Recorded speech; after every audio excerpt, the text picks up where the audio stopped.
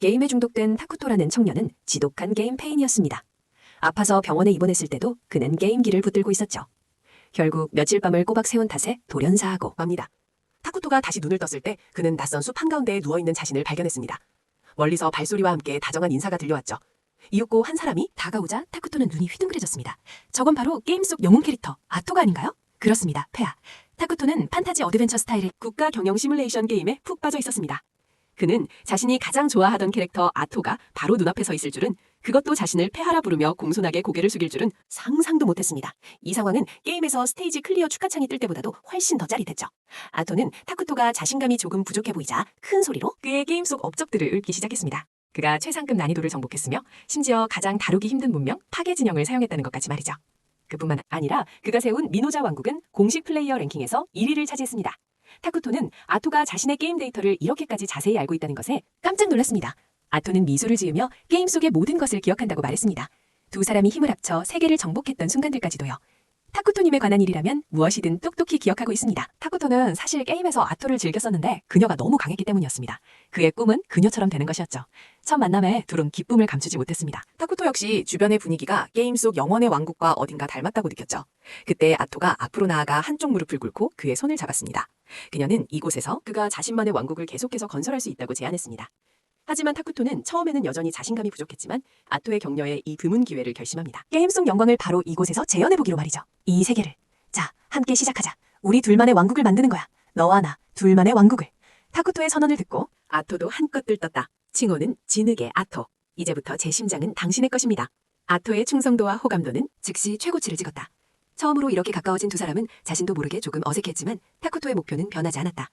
그는 극악무도하지만 내정에는 정통한 국가를 세울 것이다. 초반에는 몸을 낮추고 조용히 발정해서 주목받는 것을 피하기로 결정했다. 그는 급히 정찰용 관속을 소환했다. 모두가 이 생물체를 혐오스러워했지만 미노자는 본래 사학과 파멸을 관장하는 세력이었기에 이런 관속을 쓸 수밖에 없었다. 타쿠토는 그들에게 주변 상황을 정찰하라고 명령했다. 아토는 관속들의 능력을 잘 알고 있었지만 달리 선택의 여지가 없었다. 얼마 지나지 않아 타쿠토는 이 세계의 규칙이 게임과 똑같다는 것을 발견했다. 그는 관속의 시야를 공유할 수 있었지만 100의 만화를 소모했다. 남은 만화로는 자신을 보호할 병사를 소환하기에 역부족이었다. 아토가 말했다. 걱정 마세요. 제가 당신을 안전하게 지켜드릴게요. 하지만 사실 영웅 유닛으로서 아토가 강해지려면 시간이 필요했다. 현재 그녀의 전투력 수치는 고작 3이라 강한 적을 만나면 도저히 상대가 되지 않았다. 정찰 결과 주변은 황량한 숲이었고 들짐승도 마물도 없었으며 심지어 먹을 수 있는 자원조차 발견하지 못했다. 아무 도움이 되지 못해 낙담한 아토를 타쿠토는 다정하게 위로했다. 네가 내 곁에 있어주는 것만으로도 충분해. 폐하, 이 순간 저는 진심으로 감동했습니다. 얼마 지나지 않아 권속들은 숲 가장자리에서 다크엘프의 군락지를 발견했다. 다크엘프는 중립 성향이지만 사악한 쪽에 가까웠기에 타쿠토는 즉시 경계했습니다. 만약 이곳이 다른 국가의 개척지라면 초반 교전을 피하려던 계획은 물거품이 될 것입니다. 그는 혼란스러워하며 머리를 감쌌고 패닉에 빠질 뻔했습니다. 그는 다크엘프들을 계속 감시하면서 더 많은 정보를 수집하기로 결정했습니다. 두 사람이 막 진정했을 때 지아가 이끄는 다크엘프 정찰대가 우연히 그들의 영지에 들어왔습니다. 양측이 마주치자 분위기는 순식간에 일촉즉발의 상황이 되었습니다. 화면은 다크엘프 쪽으로 전환됩니다. 그들의 부족은 고향에서 쫓겨나 더 이상 몸을 숨길 곳이 없었습니다. 사방을 떠돌다 결국 이 숲으로 물리게 된 것입니다. 노인과 아이들은 야영지에 남겨두고 지아는 몇몇 부족민을 이끌고 식량을 찾아 나섰습니다. 동행한 M이라는 자가 이곳은 저주받은 숲이라고 말합니다. 사악한 존재를 가둔 봉인이 있다는 소문이 돈다는 것이었죠. 하지만 지아는 믿지 않았습니다. 그는 조상의 영혼이 그들을 이끌어 어려움을 극복하게 해줄 것이라 확신했습니다. 그러다 나뭇잎 사이로 바위 위에 앉아있는 타쿠토를 보자 공포가 즉시 그를 얼어붙게 만들었습니다. 다크엘프의 눈에는 타쿠토가 얼굴도 제대로 보이지 않는 검은 그림자 덩어리로 보였고 소문 속의 사악한 존재의 가능성이 매우 높았습니다. 그는 몹시 걱정하며 작은 실수 하나가 부족 전체에 재앙을 불러올까 두려워했습니다.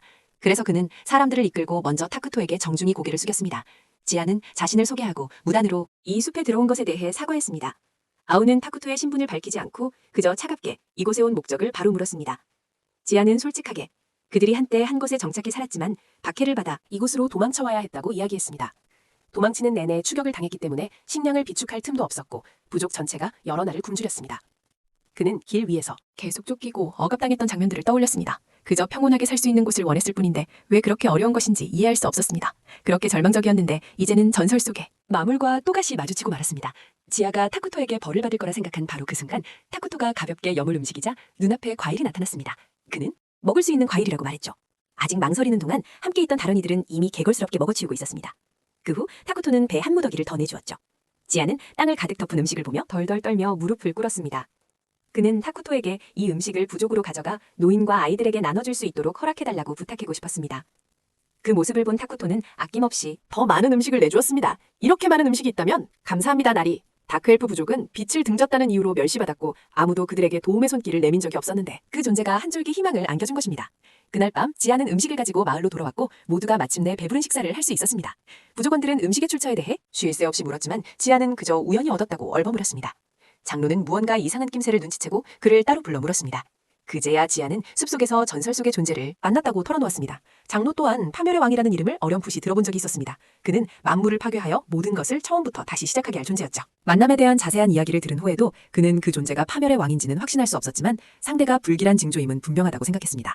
그는 지아에게 그 음식을 무엇과 맞바꿨는지 물었습니다. 장로는 타쿠토의 의도를 매우 의심스러워했습니다. 하지만 지아는 그 나리가 순수하게 자신들의 처지를 불쌍히 여겨 연민을 베푼 것이라 믿었습니다. 지아가 타쿠토를 나리라고 존칭하는 것을 듣자 장로는 그가 사악한 힘에 현혹되었다고 생각하며 깜짝 놀랐습니다. 지아는 이렇게 설명했습니다. 그분은 우리에게 식량을 주셨으니 존경하는 것이 마땅합니다.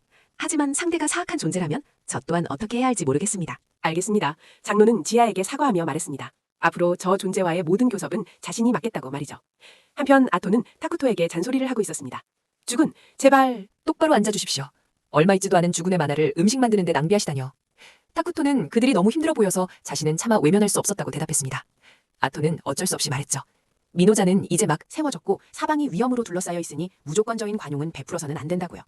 타쿠토는 서둘러 잘못을 인정하고 앞으로는 모든 일을 그녀의 결정에 따르겠다고 약속했습니다. 그 말을 듣자 아토는 즉시 화를 풀었습니다. 죄송합니다. 제가 너무 흥분했습니다. 제가 감히 명왕님의 결정에 반대하다니 부하로서 정말이지 제 불찰입니다. 무엇이든 명하여 주십시오. 아토의 기분은 금세 안정을 되찾았습니다. 하지만 타쿠토는 자신이 다크엘프와 제대로 소통할 수 없다는 것을 깨달았습니다. 아무래도 그는 아토와만 원활하게 대화할 수 있는 것 같았죠. 병원에 입원했을 때도 그는 간호사나 의사와 거의 대화하지 않았던 것을 떠올렸습니다.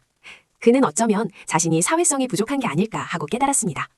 그가 슬퍼하는 것을 본 아토는 바로 그를 위로했습니다. 폐하께서는 믿을 수 있는 부하와만 대화하시면 충분합니다. 다른 사람들은 모두 제게 맡겨주십시오. 다크엘프 장로 또한 깨달았습니다. 만약 이 함정으로 가득한 숲에서 살아남으려면 파괴의 왕의 힘에 의지해야만 한다는 것을요. 논의 끝에 장로는 직접 타쿠토를 찾아가 배알하기로 결정했습니다. 그의 비호를 받기 위해서였죠. 그들의 대화는 정찰 중이던 관속들에게 엿들리게 되고 그 내용은 전부 타쿠토에게 전달되었습니다. 아토와 타쿠토가 논의하던 중 관속들이 갑자기 나타나 대화를 끊었습니다. 아토는 매우 불만스러워했지만 타쿠토는 자신이 직접 그들을 소환해 상황 보고를 받으려 한 것이라고 설명했습니다. 게다가 아직 가져가지 않은 음식도 많이 남아있었어요. 내향적인 성격의 서툰 의사소통으로 다크엘프와 대화가 잘 풀리지 않아 하마터면 충돌이 일어날 뻔하자 아토가 그를 대신해 협상을 하겠다고 나섰습니다. 타쿠토는 기뻐했죠. 알겠습니다. 그날 밤 장로는 부족민과 지아를 데리고 타쿠토를 찾아왔습니다. 아우가 타쿠토를 대신해 방문 목적을 물었죠. 장로는 공손하게 타쿠토님께서 식량을 베풀어 주신 덕분에 부족 전체가 구원받았다며 감사의 뜻으로 존함을 여쭈고 싶다고 했습니다. 타쿠토는 가볍게 고개를 끄덕였죠. 선멸의 왕, 파괴의 주관자. 이것이 나의 고귀한 이름이다. 그 후 아우도 자신의 이름을 밝혔습니다. 장로는 그 조남들을 영혼 깊숙이 새기겠다고 경건하게 말했습니다. 타쿠토는 속으로 안도의 한숨을 쉬었습니다. 다행히 모든 것이 순조롭게 진행되고 있었죠. 아우는 그들에게 남은 식량을 가져가라고 했습니다. 하지만 장로는 잠시 망설이더니 조심스럽게 타쿠토님의 은혜에 어떻게 보답해야 할지 물었습니다. 아우는 태연하게 그럴 필요 없다며 당신들에게는 타쿠토님을 만족시킬 만한 것이 없을 거라고 했죠. 아우는 장로가 무언가 말하려다 마는 것을 눈치챘고 분위기는 순식간에 긴장감에 휩싸였습니다. 이를 본 타쿠토는 서둘러 아우를 가까이 불러 자신의 생각을 귓속말로 전했습니다. 그는 다크엘프들이 협력을 구하러 온 것은 서로에게 이득이 되는 관계를 맺고 싶기 때문이라고 생각했습니다. 만약 그들이 감당할 수 있는 수준의 답례를 요구한다면 그들도 더 안심할 거라고요. 아우는 조금 망설였지만 결국 타쿠토에게 설득되었습니다. 알겠습니다, 타쿠토님. 그들이 받아들일 수 있는 형태로 답례를 요구하시죠. 답례에 관해 아우가 타쿠토의 뜻을 장로에게 전하자 장로는 큰 짐을 던 듯 안도했습니다. 의심을 풀기 위해 타쿠토는 다크엘프들에게 식량의 대가로 숲 밖에서 본 것들을 이야기해달라고 제안했습니다. 장로는 기쁘게 수락하며 아는 것은 모두 사실대로 말씀드리겠습니다 라고 약속했죠. 아우가 덧붙였습니다.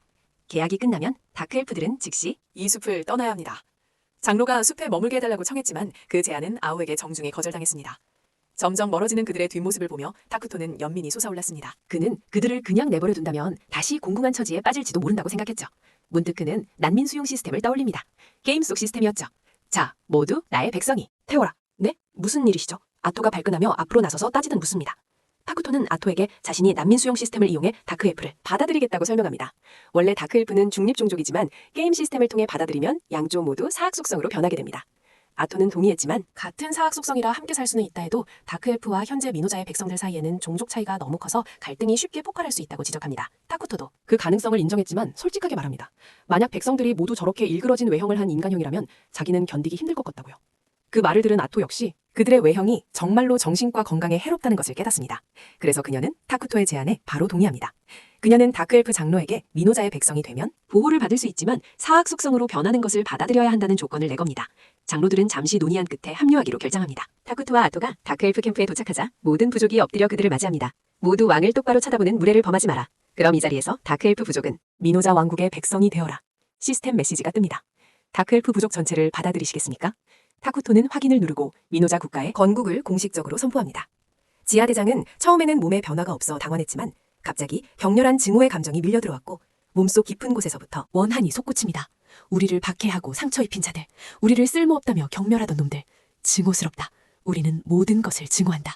과거의 모든 굴욕이 머릿속으로 밀려들어옵니다. 바로 그때 타쿠토가 조용히 묻습니다. 괜찮아? 지아는 눈물을 뚝뚝 흘리며 모든 부정적인 감정이 순식간에 사라졌습니다. 일족들도 그 파도를 겪고는 해방된 듯한 기분을 느꼈죠. 모두 한 목소리로 외쳤습니다. 타쿠토님은 저희의 가장 위대한 명왕이십니다. 그리하여 민호잠은 정식으로 국가가 되었습니다. 며칠 후 타쿠토는 장로가 바친 대륙 지도를 보고는 깜짝 놀랐습니다. 전부 초강대국 지역이었던 겁니다. 알고 보니 대륙은 오래전부터 선한 세력의 강대국들에게 분할되어 있었습니다. 선신 아조를 섬기는 성국과 자연을 숭배하는 정령의 나라처럼 말이죠. 일단 민호자의 사악한 속성이 드러나면 분명 즉시 제거될 것이었습니다. 그 분석을 듣고 아토도 못지않게 골치가 아팠습니다. 게다가 이 대주계에는 자연적으로 수집할 수 있는 자원이 거의 없었습니다. 그야말로 속수무책이었죠. 고민을 털어놓은 후 타쿠토는 다시 정신을 차렸습니다. 자신의 나라는 원래 생산 기반 시스템 연구에 능하고 인구 증가율이 높고 행복도를 안정적으로 유지할 수 있었죠. 이제 다크엘프가 힘을 보태주면 지력의 약점을 보완할 수 있을 겁니다. 그때 다크엘프 장로와 지아가 부관 에미를 데리고 타쿠토를 찾아왔습니다. 그녀는 지식인으로 다른 나라의 정세에 대한 소식과 소문에 매우 밝았습니다. 타쿠토는 임무를 분담하기 시작했습니다. 장로는 국가관리 업무를 담당하고 지아는 계속해서 부대장 직책을 맡아 국가의 군단을 지휘하게 했습니다. 그런 다음 그들에게 푹 쉬면서 체력을 회복하고 주택 건설에 착수하라고 했죠. 힘만 쓸 줄 아는 지아와는 달리 장로의 지식은 즉시 활용될 수 있었습니다. 지아도 체력적인 우위를 뽐내기 시작했죠. 에미도 주위를 둘러보더니 바로 일을 달라고 요청했습니다. 타쿠토는 그들의 일하는 태도가 아주 좋다고 생각했습니다. 아토의 조언에 따라 그는 숲은 그대로 보존하면서 목재를 수집하라고 명령했습니다. 장로는 기쁘게 명을 받들었지만 지아는 의아해했습니다. 자신들의 명왕은 증명 파괴의 왕인데 어째서 숲을 보호해야 하는지 말이죠. 떠나기 전에 타쿠토는 숲을 다시 심는 것을 잊지 마라고 덧붙였습니다. 세 사람은 잠시 멈칫했습니다. 아토는 그들에게 6대 마법 원소나 4대 원소에 대해 군사적으로 배운 적이 있는지 물었습니다. 결과는 3명 모두 들어본 적도 없다는 것이었죠. 타쿠토는 이 세계의 마법 기술이 아직 낙후되어 육원소 체계에 도달하지 못했다고 추측했습니다. 반대로 자신이 그들을 이끌어 발전시킨다면 다른 국가들을 금방 뛰어넘을 수 있을 거라고요. 그 후 타쿠토는 설명했습니다. 숲가꾸기란 마법 원소를 사용해 식물의 재생을 촉진하는 기술입니다. 세 사람은 그 말을 듣고 크게 놀랐죠. 왕께서 창조하신 지식은 모든 분야를 아우르고 있으니 그런 왕의 은혜를 입은 너희가 얼마나 행복한지 알겠느냐? 바로 그 순간 에밀리는 갑자기 위가 아플 정도로 심한 압박감을 느꼈습니다. 저 과일 또한 타쿠토가 만든 음식이었으니까요. 그녀는 땅에 포도씨를 심었는데 이미 싹이 텄다고도 말했습니다. 그 말에 타쿠토는 영감을 얻었고 아이디어가 번뜩였습니다. 그는 긴급 생산 모드를 사용하면 이 세계에 속하지 않는 현대물품을 만들어낼 수 있을지도 모른다고 생각했죠. 실험해보니 과연 가능했고 그는 이 힘만 있다면 머지않아 민호자가 최강의 제국으로 부상할 것이라고 믿었습니다. 한편 성녀는 손을 한번 휘둘러 주문을 외우는 것만으로 침입한 마물들을 불태워버렸습니다. 놈들은 전부 잿더미로 변했죠. 새까맣게 타버린 땅 위로 갑자기 화려한 꽃바다가 펼쳐졌습니다. 그것이 바로 선신 아조트에 대한 믿음에서 흘러나오는 성국의 힘이었습니다. 정화를 마친 성녀 소진아는 즉시 주교에게 대결계의 이상이 생겼다고 보고했습니다. 보수적인 주교는 이 일로 그들을 암흑지대로 끌어들일 가치는 없다고 여겼죠. 하지만 성녀가 기어코 직접 가겠다고 고집하자 그는 어쩔 수 없이 타협했습니다. 같은 시각 타쿠토가 막 세운 민호자 왕국에서는 다크엘프들이 타쿠토에게 동기부여를 받아 열정적으로 일하고 있었습니다. 장로 지아와 에밀리가 아련하러 왔을 때 에밀리는 정성껏 만든 새 옷을 바쳤습니다. 타쿠토는 마침내 잠옷 차림에서 벗어나게 되어 기쁨을 감추지 못했죠. 새 옷을 입은 그는 왕자에 앉아 이것저것 만지작거리다 그만 첫 내정회의가 있다는 걸 깜빡 잊어버렸습니다. 다행히 다크엘프들의 눈에 그는 그저 정체불명의 검은 그림자 덩어리로 보였기에 망정이지 만약 그런 유치한 모습을 보였다면 그들이 직접 나서서 엄숙하게 회의를 주재했을 겁니다. 아토는 회의를 진행하며 가끔씩 의견을 냈습니다. 장로가 어떤 건물을 우선적으로 지어야 할지 묻자 아토는 단호하게 식량 생산 시설을 짓자고 제안했습니다. 장로는 왜 타쿠토님의 무한 식량 생성 능력을 직접 사용하지 않은지 의아했지만 곧바로 아토의 엄한 목소리에 의해 반박당했습니다. 지고하신 명왕폐하께서 어찌 매일 그런 자비를 하실 수 있겠냐는 것이었죠. 장로는 서둘러 사과하며 아토의 말이 일리가 있다고 인정했습니다. 아토는 그 태도에 만족하며 정체불명의 좋은 흙이 담긴 화분 하나를 꺼내 보였습니다. 아토님, 이것이 바로 사악한 국가의 첫 번째 생산 기반입니다. 인육 맛이 나는 열매를 맺는 마법 식물. 이야말로 완벽한 선택이죠. 그 이름에 다크 엘프들은 몸서리를 쳤습니다. 아토는 인내심을 갖고 설명했습니다. 이건 어디까지나 마실 뿐이며 생산량이 높은 영양가 있는 과일인데 그 맛이 인육과 비슷할 뿐이라고요. 장로는 여전히 누군가 심리적인 트라우마를 겪을까봐 걱정했습니다. 이것은 인육 맛이 나는 열매를 맺는 마법 식물입니다. 이 식물은 생산량이 매우 높고 고기로 취급될 수 있어 영양가도 꽤 풍부합니다. 아토의 분석을 듣고서야 장로는 안심했습니다. 하지만 그 역시 인육에 대한 안 좋은 기억 때문에 이 음식을 거부하는 사람이 있을지도 모른다고 생각했죠. 아토는 인육초는 첫 번째 선택일 뿐이며 나중에는 더 맛있는 다양한 음식을 개발할 것이라고 안심시켰습니다. 그녀는 주택 건설과 식량 관리를 맡아 풍부한 비축량을 확보하는 임무를 받았습니다. 식량 문제를 해결하고 나니 연구 계획이 안건으로 올라왔습니다. 신생 국가인 미노자는 선진 기술, 당연히 마법 기술이 필요했습니다. 이 이야기가 나오자 원래부터 마법을 아주 좋아했던 타쿠토는 흥미를 보였습니다. 장로 또한 자신이 가진 마법 지식을 그룹 전체와 공유했습니다. 일반 마법은 기껏해야 10명 정도에게만 영향을 미치지만 군사 마법은 군단 내 수천 명의 병사에게 영향을 줄 수 있고 심지어 지형을 바꿔 거대한 전략적 우위를 만들어낼 수도 있습니다. 핵심 기술이라고 할 수 있죠. 기세등등해진 장로는 즉시 연구에 착수할 사람들을 모집했습니다. 다음으로 군사계획에 대한 논의가 이어졌습니다. 지아는 성급하게 웅장한 확장 계획을 내놓았지만 타쿠토에 의해 저지당했습니다. 현재 대규모 동화는 귀현실적이고 너무 과시적이며 많은 자원을 소모할 것이기 때문입니다. 하지만 지아와 에밀리는 현재 병력이 너무 얇아서 언제든지 추격병과 마주칠 수 있다고 걱정했습니다. 타쿠토는 영웅 유닛을 생산하는 절충안을 제시했습니다. 비용이 많이 들지만 영웅은 나중에 유지비가 필요 없습니다. 처음부터 강력한 힘을 가지고 있으며 성장하면 10,000명의 군대와도 맞설 수 있습니다. 아우는 모두에게 미노자의 영웅은 왕에게 직접 충성을 맹세하며 고유한 능력을 가지고 있다고 설명했습니다. 타쿠토는 자신있게 영웅 제작을 맡았습니다. 내정회의는 순조롭게 계속되었습니다. 또한 국가의 만화는 각 시민에게서 소량의 비율로 징수됩니다. 이 징수 수준은 국민의 행복지수와 연관되어 있습니다. 국민이 행복할수록 국가는 더욱 발전합니다. 그래서 사악한 존재임에도 불구하고 타쿠토는 국민들의 행복을 증진시켜야만 합니다. 내가 직접 모두를 행복의 절정으로 이끌어주지. 그 시각 성국에서는 로니아트라는 하급 성직자가 성당에서 기도를 드리고 있었습니다. 한 상급 성직자가 그를 찾아왔습니다. 두 사람은 성녀 소알리나를 호위하여 대주술기로 가서 조사를 하는 수행단이 될 것이었습니다. 이는 성녀 소알리나가 신탁에 따라 진행하는 조사였습니다. 한편 타쿠토는 자신이 백성을 이끌고 나라를 건설하는 동안 이 사실을 전혀 모르고 있었습니다. 나라가 되었죠. 불과 한 달 만에 제영지는 제법 체계를 갖추게 되었습니다. 엘프족은 나무 위에 예쁜 집을 지었고 식인식물도 잘 자라서 식량 체계가 거의 완성되었습니다. 장로의 지휘 아래 마법 연구소도 질서정연하게 운영되고 있었죠. 자원도 꾸준히 안정적으로 증가했고 그들은 근처에서 샘을 발견해 식수 문제까지 해결했습니다. 에밀리의 보고를 다 들은 타쿠토는 예전의 깡마른 다크엘프들을 바라봤습니다. 이제 모두가 생기가 넘치고 총경해 보였죠. 그는 에밀리를 크게 칭찬했고 칭찬을 들은 에밀리는 감격해서 울음을 터뜨렸습니다. 정말 감사합니다. 울지 마. 이거 곤란한데. 하지만 그녀의 마음은 이해가 가. 에밀리는 간신히 눈물을 참고 생필품이 부족한 상황을 보고했습니다. 타쿠토는 그 문제는 긴급 생산으로 해결할 수 있다고 말했죠. 바로 그때 에밀리 뒤에 있던 식인식물이 수확이 가능하다고 알려왔습니다. 이로써 타쿠토 영지의 식량은 마침내 자급자족이 가능해졌습니다. 에밀리는 새로 발견한 수원지로 안내했지만 어느샌가 숲 전체가 음산하고 으스스하게 변해 있었고 심지어 생물마저 불길한 빛을 띠고 있었습니다.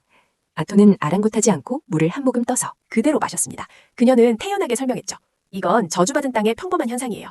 사악한 진영의 영토에서는 땅이 점차 저주받은 땅으로 변하게 되죠. 이건 어둠의 생물에게 해를 끼치지 않고 오히려 그들의 힘을 강화시켜줘요. 반면 중립적이거나 선한 계열의 존재에게는 지속적인 약화 효과를 주고요. 모두가 느껴보니 과연 온몸에 힘이 솟고 정신이 맑아지는 듯했습니다. 타쿠토는 만족스럽게 고개를 끄덕였습니다. 이 땅은 그야말로 천연 방어막이었고 머지않아 왕국 전체가 이렇게 될 것이었습니다. 하지만 저주받은 땅의 격렬한 변화는 외부의 주의를 끌 수도 있었습니다. 지아는 다시 한번 무언가를 세우자고 제안했죠. 침략에 대비해 군대를 두자는 거였죠. 하지만 아우오는 자신만만하게 말합니다. 타쿠토님의 영웅부대가 완성되기만 하면 어떤 위협도 걱정할 필요가 없다고요. 장로가 여전히 의심하자 아토가 직접 시범을 보입니다. 직접 보여드리는 게 빠르겠죠? 여기에 온 지도 꽤 됐으니까요. 그녀가 손을 휘두르자 숲의 나무들이 종이장처럼 찢겨나갑니다. 그녀는 아무렇지 않게 그게 자기 힘의 1%밖에 안 된다고 말하죠. 아토가 신나서 힘자랑을 하자 타쿠토는 그녀에게 당장 숲을 복구하라고 명령합니다. 힘을 과시하는 건 좋은데 숲을 망가뜨리면 안 되죠. 그리고 지금 시급한 일은 왕의 궁전을 짓는 것이었습니다. 처음엔 타쿠토도 필요 없다고 생각했지만 다크엘프들이 꼭 지어야 한다고 고집했습니다. 왕의 거처가 이렇게 허술해서는 안 된다는 거죠. 아토 역시 덧붙입니다.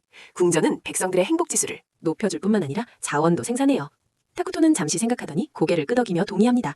어차피 미래 계획에는 하늘을 나는 성을 만들 생각도 있었으니까요. 다크엘프들은 경악을 금치 못했지만 지금까지 타쿠토의 약속이 모두 현실이 되었다는 걸 떠올리고는 곧바로 무릎을 꿇고 충성을 맹세합니다. 이 흑원이라면 정말로 자신들을 전례 없는 번영의 시대로 이끌 수 있을 것 같았죠. 하지만 이건 사소한 일일 뿐 대주술계에서도 이렇게 순조롭게 처리할 수 있기를 바랄 뿐입니다. 성녀의 요청에 따라 성국 후오시아는 성기사 워와 로니앗에게 용병 부대를 이끌고 대주술대로 가서 조사하라는 임무를 내립니다. 가는 길에 워는 로니앗이 그렇게 많은 용병을 모집할 수 있었다는 사실에 불만을 표합니다. 로니앗은 겸손하게 말하죠.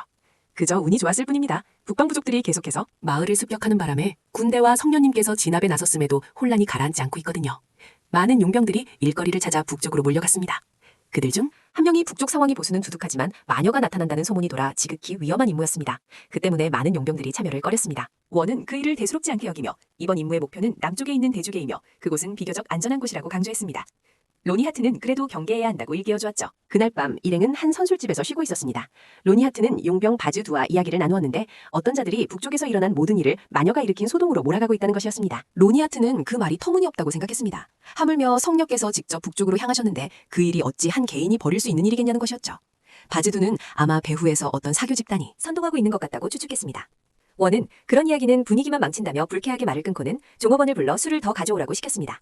원은 일이 끝나면 스트레스를 풀 줄도 알아야 한다고 고집했습니다. 로는 그 생각에 동의하지 않았고 두 사람은 언쟁을 벌였습니다. 바주두는 이 틈을 타 이번 조사가 마녀와 관련이 있는지 물었습니다. 만약 그렇다면 용병들은 임무에서 빠질 수도 있다는 것이었죠. 원은 걱정할 필요 없다며 그들을 안심시켰습니다. 그는 이번 임무는 조사를 위한 것이며 다크엘프들이 대주계로 숨어들었다고 설명했습니다. 그제야 바즈는 안심했습니다. 하지만 로니는 다크엘프들이 몰래 세력을 키워 훗날 왕국의 안보를 위협할까봐 걱정했습니다. 워가드는 이건 정찰 임무일 뿐이니 상황이 불리하면 후퇴하면 그만이라고 말했습니다. 그 말을 들은 로니는 단호한 목소리로 성기사는 신의 검으로서 사악함을 선멸하겠다고 맹세해야지 죽음을 두려워해서는 안 된다고 강조했습니다. 성기사로서 나서야 할 때도 있는 건 맞지만 그건 함부로 결정할 일이 아니라고 반박합니다. 결국 누구에게나 지켜야 할 것이 있고 헛되이 목숨을 버릴 수는 없다는 것이었죠. 그리고 그는 잔을 들어 이야기를 마무리했고 모두 내일 대주계로 들어갈 것을 준비하며 잔을 비웠습니다. 타쿠토는 다크엘프들을 모으고 있었습니다. 인간으로 만든 전투식량. 장로는 경악했습니다. 알고 보니 덕왕께서는 새로운 생명체까지 창조할 수 있었던 겁니다. 아토는 바로 백성들을 가볍게 세뇌하며 말했습니다. 왕의 힘은 이보다 훨씬 대단하며 여러분의 헌신과 행복이 왕께 더 큰 힘을 가져다 줄 것이라고 말이죠. 모든 정령들은 일제히 타쿠토를 향해 충성을 맹세했고 환호성이 끊이지 않았습니다. 거처로 돌아오자 아우가 타쿠토에게 현재 모든 생산 항목이 순조롭게 진행되고 있다고 보고했습니다. 그녀는 진심으로 폐하를 위해 기뻐했습니다. 타쿠토는 솔직히 기분이 매우 좋다고 털어놓았지만 그전에는 지도자의 이미지를 지키기 위해 그저 감정을 억누르고 옅은 미소만 지을 수밖에 없었다고 합니다. 그는 감탄하며 자원을 충분히 모은 뒤 의식의 만화를 쏟아붓기만 하면 모든 게 순조롭게 끝난다니 정말 신기하게 느껴진다고 했습니다. 아토가 덧붙이길 이번 이식으로 유닛 생성 메커니즘이 증명되었으니 다음에는 만화를 충분히 모으기만 하면 영웅 소환을 시도해볼 수 있다고 했습니다. 타쿠토는 자신있게 준비되었다고 말했죠. 히야토가 누구를 부를 거냐고 묻자 타쿠토는 조금의 망설임도 없이 여왕 일라를 선택했습니다. 그녀는 미노자가 자랑하는 곤충계열 영웅입니다. 그녀는 곤충계열 유닛들을 강화하는 능력을 가지고 있습니다. 일라 여왕의 힘은 매우 핵심적입니다. 곤충 유닛을 강화할 뿐만 아니라 일반 몬스터들이 최전선에서 싸울 수 있을 정도의 전투력을 갖게 해주죠. 내정 관리든 전장 지휘든 그녀는 모두 뛰어난 활약을 펼칩니다. 그야말로 지금 타쿠토에게 가장 필요한 영웅 후보였죠. 따라서 현 단계에서는 일라가 가장 적합한 선택이었습니다. 두 사람은 신나게 미래의 국가 계획에 대해 계속 논의하며 한 무리의 용병단이 조용히 접근하고 있다는 사실은 전혀 눈치채지 못했습니다. 한편 론도니아가 이끄는 용병부대는 대수계에 도착했습니다. 그들은 길을 가던 중 언덕 거인의 습격을 받았습니다. 워가 검을 뽑아 맞섰고 단 한 방에 거인을 쓰러뜨렸습니다. 적수, 주여, 제게 힘을 주소서. 사악함을 물리칠 힘을. 모두가 감탄하자 론도 자신감이 넘쳤습니다. 워가 이 임무를 맡았으니 분명 순조로울 겁니다. 대주술계에서는 타쿠토가 햄버거를 즐기고 있었습니다. 아타우는 그에게 더 건강한 식단을 권했습니다. 타쿠토는 쓴웃음을 지으며 병원에 있을 때 건강식은 질리도록 먹었다고 말합니다. 말을 마친 그는 햄버거를 크게 한 입 베어 물고는 아타우 앞에 놓인 샐러드 접시를 쳐다봤습니다. 그는 그녀에게 다른 음식도 좀 먹어보라고 놀렸죠. 둘은 사악한 세력의 지도자면서 이렇게 담백하게 먹는다며 자주했습니다. 타쿠토는 아타우에게 장로들을 소집해 마을 건설 계획을 논의하라고 지시합니다. 중립 세력과는 아직 협상의 여지가 있었죠. 타쿠토는 현재 상황이 일단은 안전하다고 판단했습니다. 하지만 선한 국가들에게 자신들의 존재를 들키게 되면 걷잡을 수 없는 결과를 초래할 거라고요. 한창 상황을 분석하던 그때 타쿠토의 감각에 갑자기 숲으로 접근하는 무장 군대가 포착되었습니다. 타쿠토는 즉시 아타우에게 평화적인 방식으로 적과 접촉하라고 지시합니다. 숲 가장자리에서 워와 그의 일행이 더 깊이 들어가려던 참에 숲속에서 들려오는 발소리에 걸음을 멈췄습니다. 워가 손을 들어 일행에게 정지 신호를 보내자 망토를 걸친 아타우가 걸어나와 고개를 숙였습니다. 그녀는 자신을 다크엘프족의 망명자라 소개하며 그들의 의도를 떠봤습니다. 워는 그녀의 질문에 답하지 않고 오히려 그녀가 이곳에 있는 목적을 추궁했습니다. 아타우는 자신의 신분을 설명했습니다. 워는 받아들이는 듯했지만 숲에 들어가야 한다고 계속 고집했습니다. 아타오가 다시 한번 앞을 가로막자 론이 참지 못하고 따지려 했지만 워의 호통에 저지당했습니다. 워는 단호하게 숲에 들어가는 것이 자신들의 임무이며 거저당하더라도 물러서지 않을 것이라고 선언했습니다. 아타오는 계속해서 간청했습니다. 다크엘프족이 겨우 이 안식처를 찾았으니 부디 이해해달라고 말이죠. 하지만 워는 흔들리지 않았습니다. 그는 숲속에 말 못할 비밀이 있다고 의심하며 양측이 옥신각신하자 마침내 냉철한 그가 무거운 분위기를 깨고 입을 열었습니다.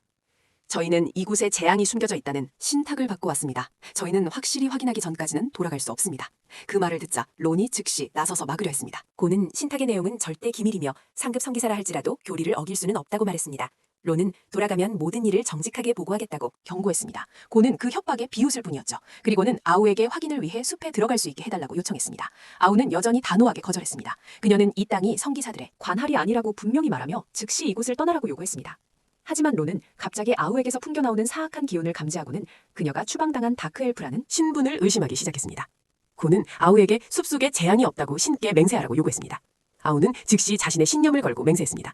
그걸 본 고는 부대를 이끌고 철수하기로 결정했습니다. 하지만 그때 론이 갑자기 소리쳤습니다. 정말로 저런 자의 말을 믿으시는 겁니까? 문제없다. 이것이 바로 조사 결과다. 그는 고가 직무유기를 했으며 철저한 조사 없이 성급하게 군을 물린 것은 신의 뜻을 모독한 것이라고 선언했습니다. 성법에 따라 론은 그 자리에서 고위 지휘권을 박탈하고 동시에 용병들에게 무력으로 숲에 진입하라고 명령했습니다. 고가 막으려 했지만 용병대장 바즈는 자신을 고용한 사람이 론이기에 명령을 따를 수밖에 없다고 말했습니다. 상황이 통제불능이 되자 아우가 다시 나서서 막으려 했지만 론은 그녀를 체포하라고 소리쳤습니다. 그녀는 나지막이 속삭였습니다. 타쿠토가 맡긴 평화 외교 임무는 결국 실패했구나. 무장한 용병들이 다가오는 바로 그 순간 마녀가 나타났습니다. 인생이란 참 뜻대로 되지 않는 법이죠. 워는 즉시 기사를 보내 소식을 전하라고 명령했습니다. 본국에 보고하도록 했고 살아남은 용병들은 극심한 공포에 떨며 전의를 상실했습니다. 워는 억지로 사기를 북돋우며 화살 세례로 공격하라고 명령했습니다. 빗발치는 화살 앞에서 아타오는 여유롭게 모든 것을 쳐냈습니다. 그녀는 심지어 느긋하게 도발하며 가차없이 손을 썼습니다. 이래야 좋지. 난 이런 게 제일 좋더라. 아주 마음에 들어. 이때 워는 론에 대한 원한으로 가득 찼습니다. 만약 그가 억지로 대주기에 들어가자고 고집하지 않았더라면 상황이 이렇게까지 나빠지지는 않았을 겁니다. 아타오는 이 충돌의 원인이 신념의 깃발을 높이 든 자들이 소위 진상이라는 것을 고집스럽게 추궁하는 것에서 비롯되었다고 지적했습니다. 론은 구호에게 마녀의 본질에 대해 다그쳐 물었습니다. 구호는 마녀란 성녀의 교시에 의해 정해진 호칭으로 교권층에게 재앙으로 여겨진다고 답했습니다. 최근에는 북쪽의 변동마저도 전부 마녀의 탓으로 돌려졌다고 했습니다. 그녀는 아타오가 바로 그 중 하나일 것이라고 의심했습니다. 웰은 일반 용병들에게 후퇴하라고 명령하고 로니와 함께 성검을 뽑아 힘을 합쳐 아타오에게 곧장 돌진했습니다. 로니는 주님께 기도했습니다.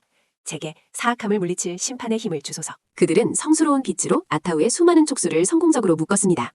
두 사람은 기세를 몰아 화력을 이용해 남은 촉수들을 베어냈습니다. 아타오는 남은 촉수들로 용병 몇 명을 제압해 인건 방패로 삼았습니다. 이로 인해 선한 계열의 성기사들은 더 이상 공격할 수 없게 되었습니다.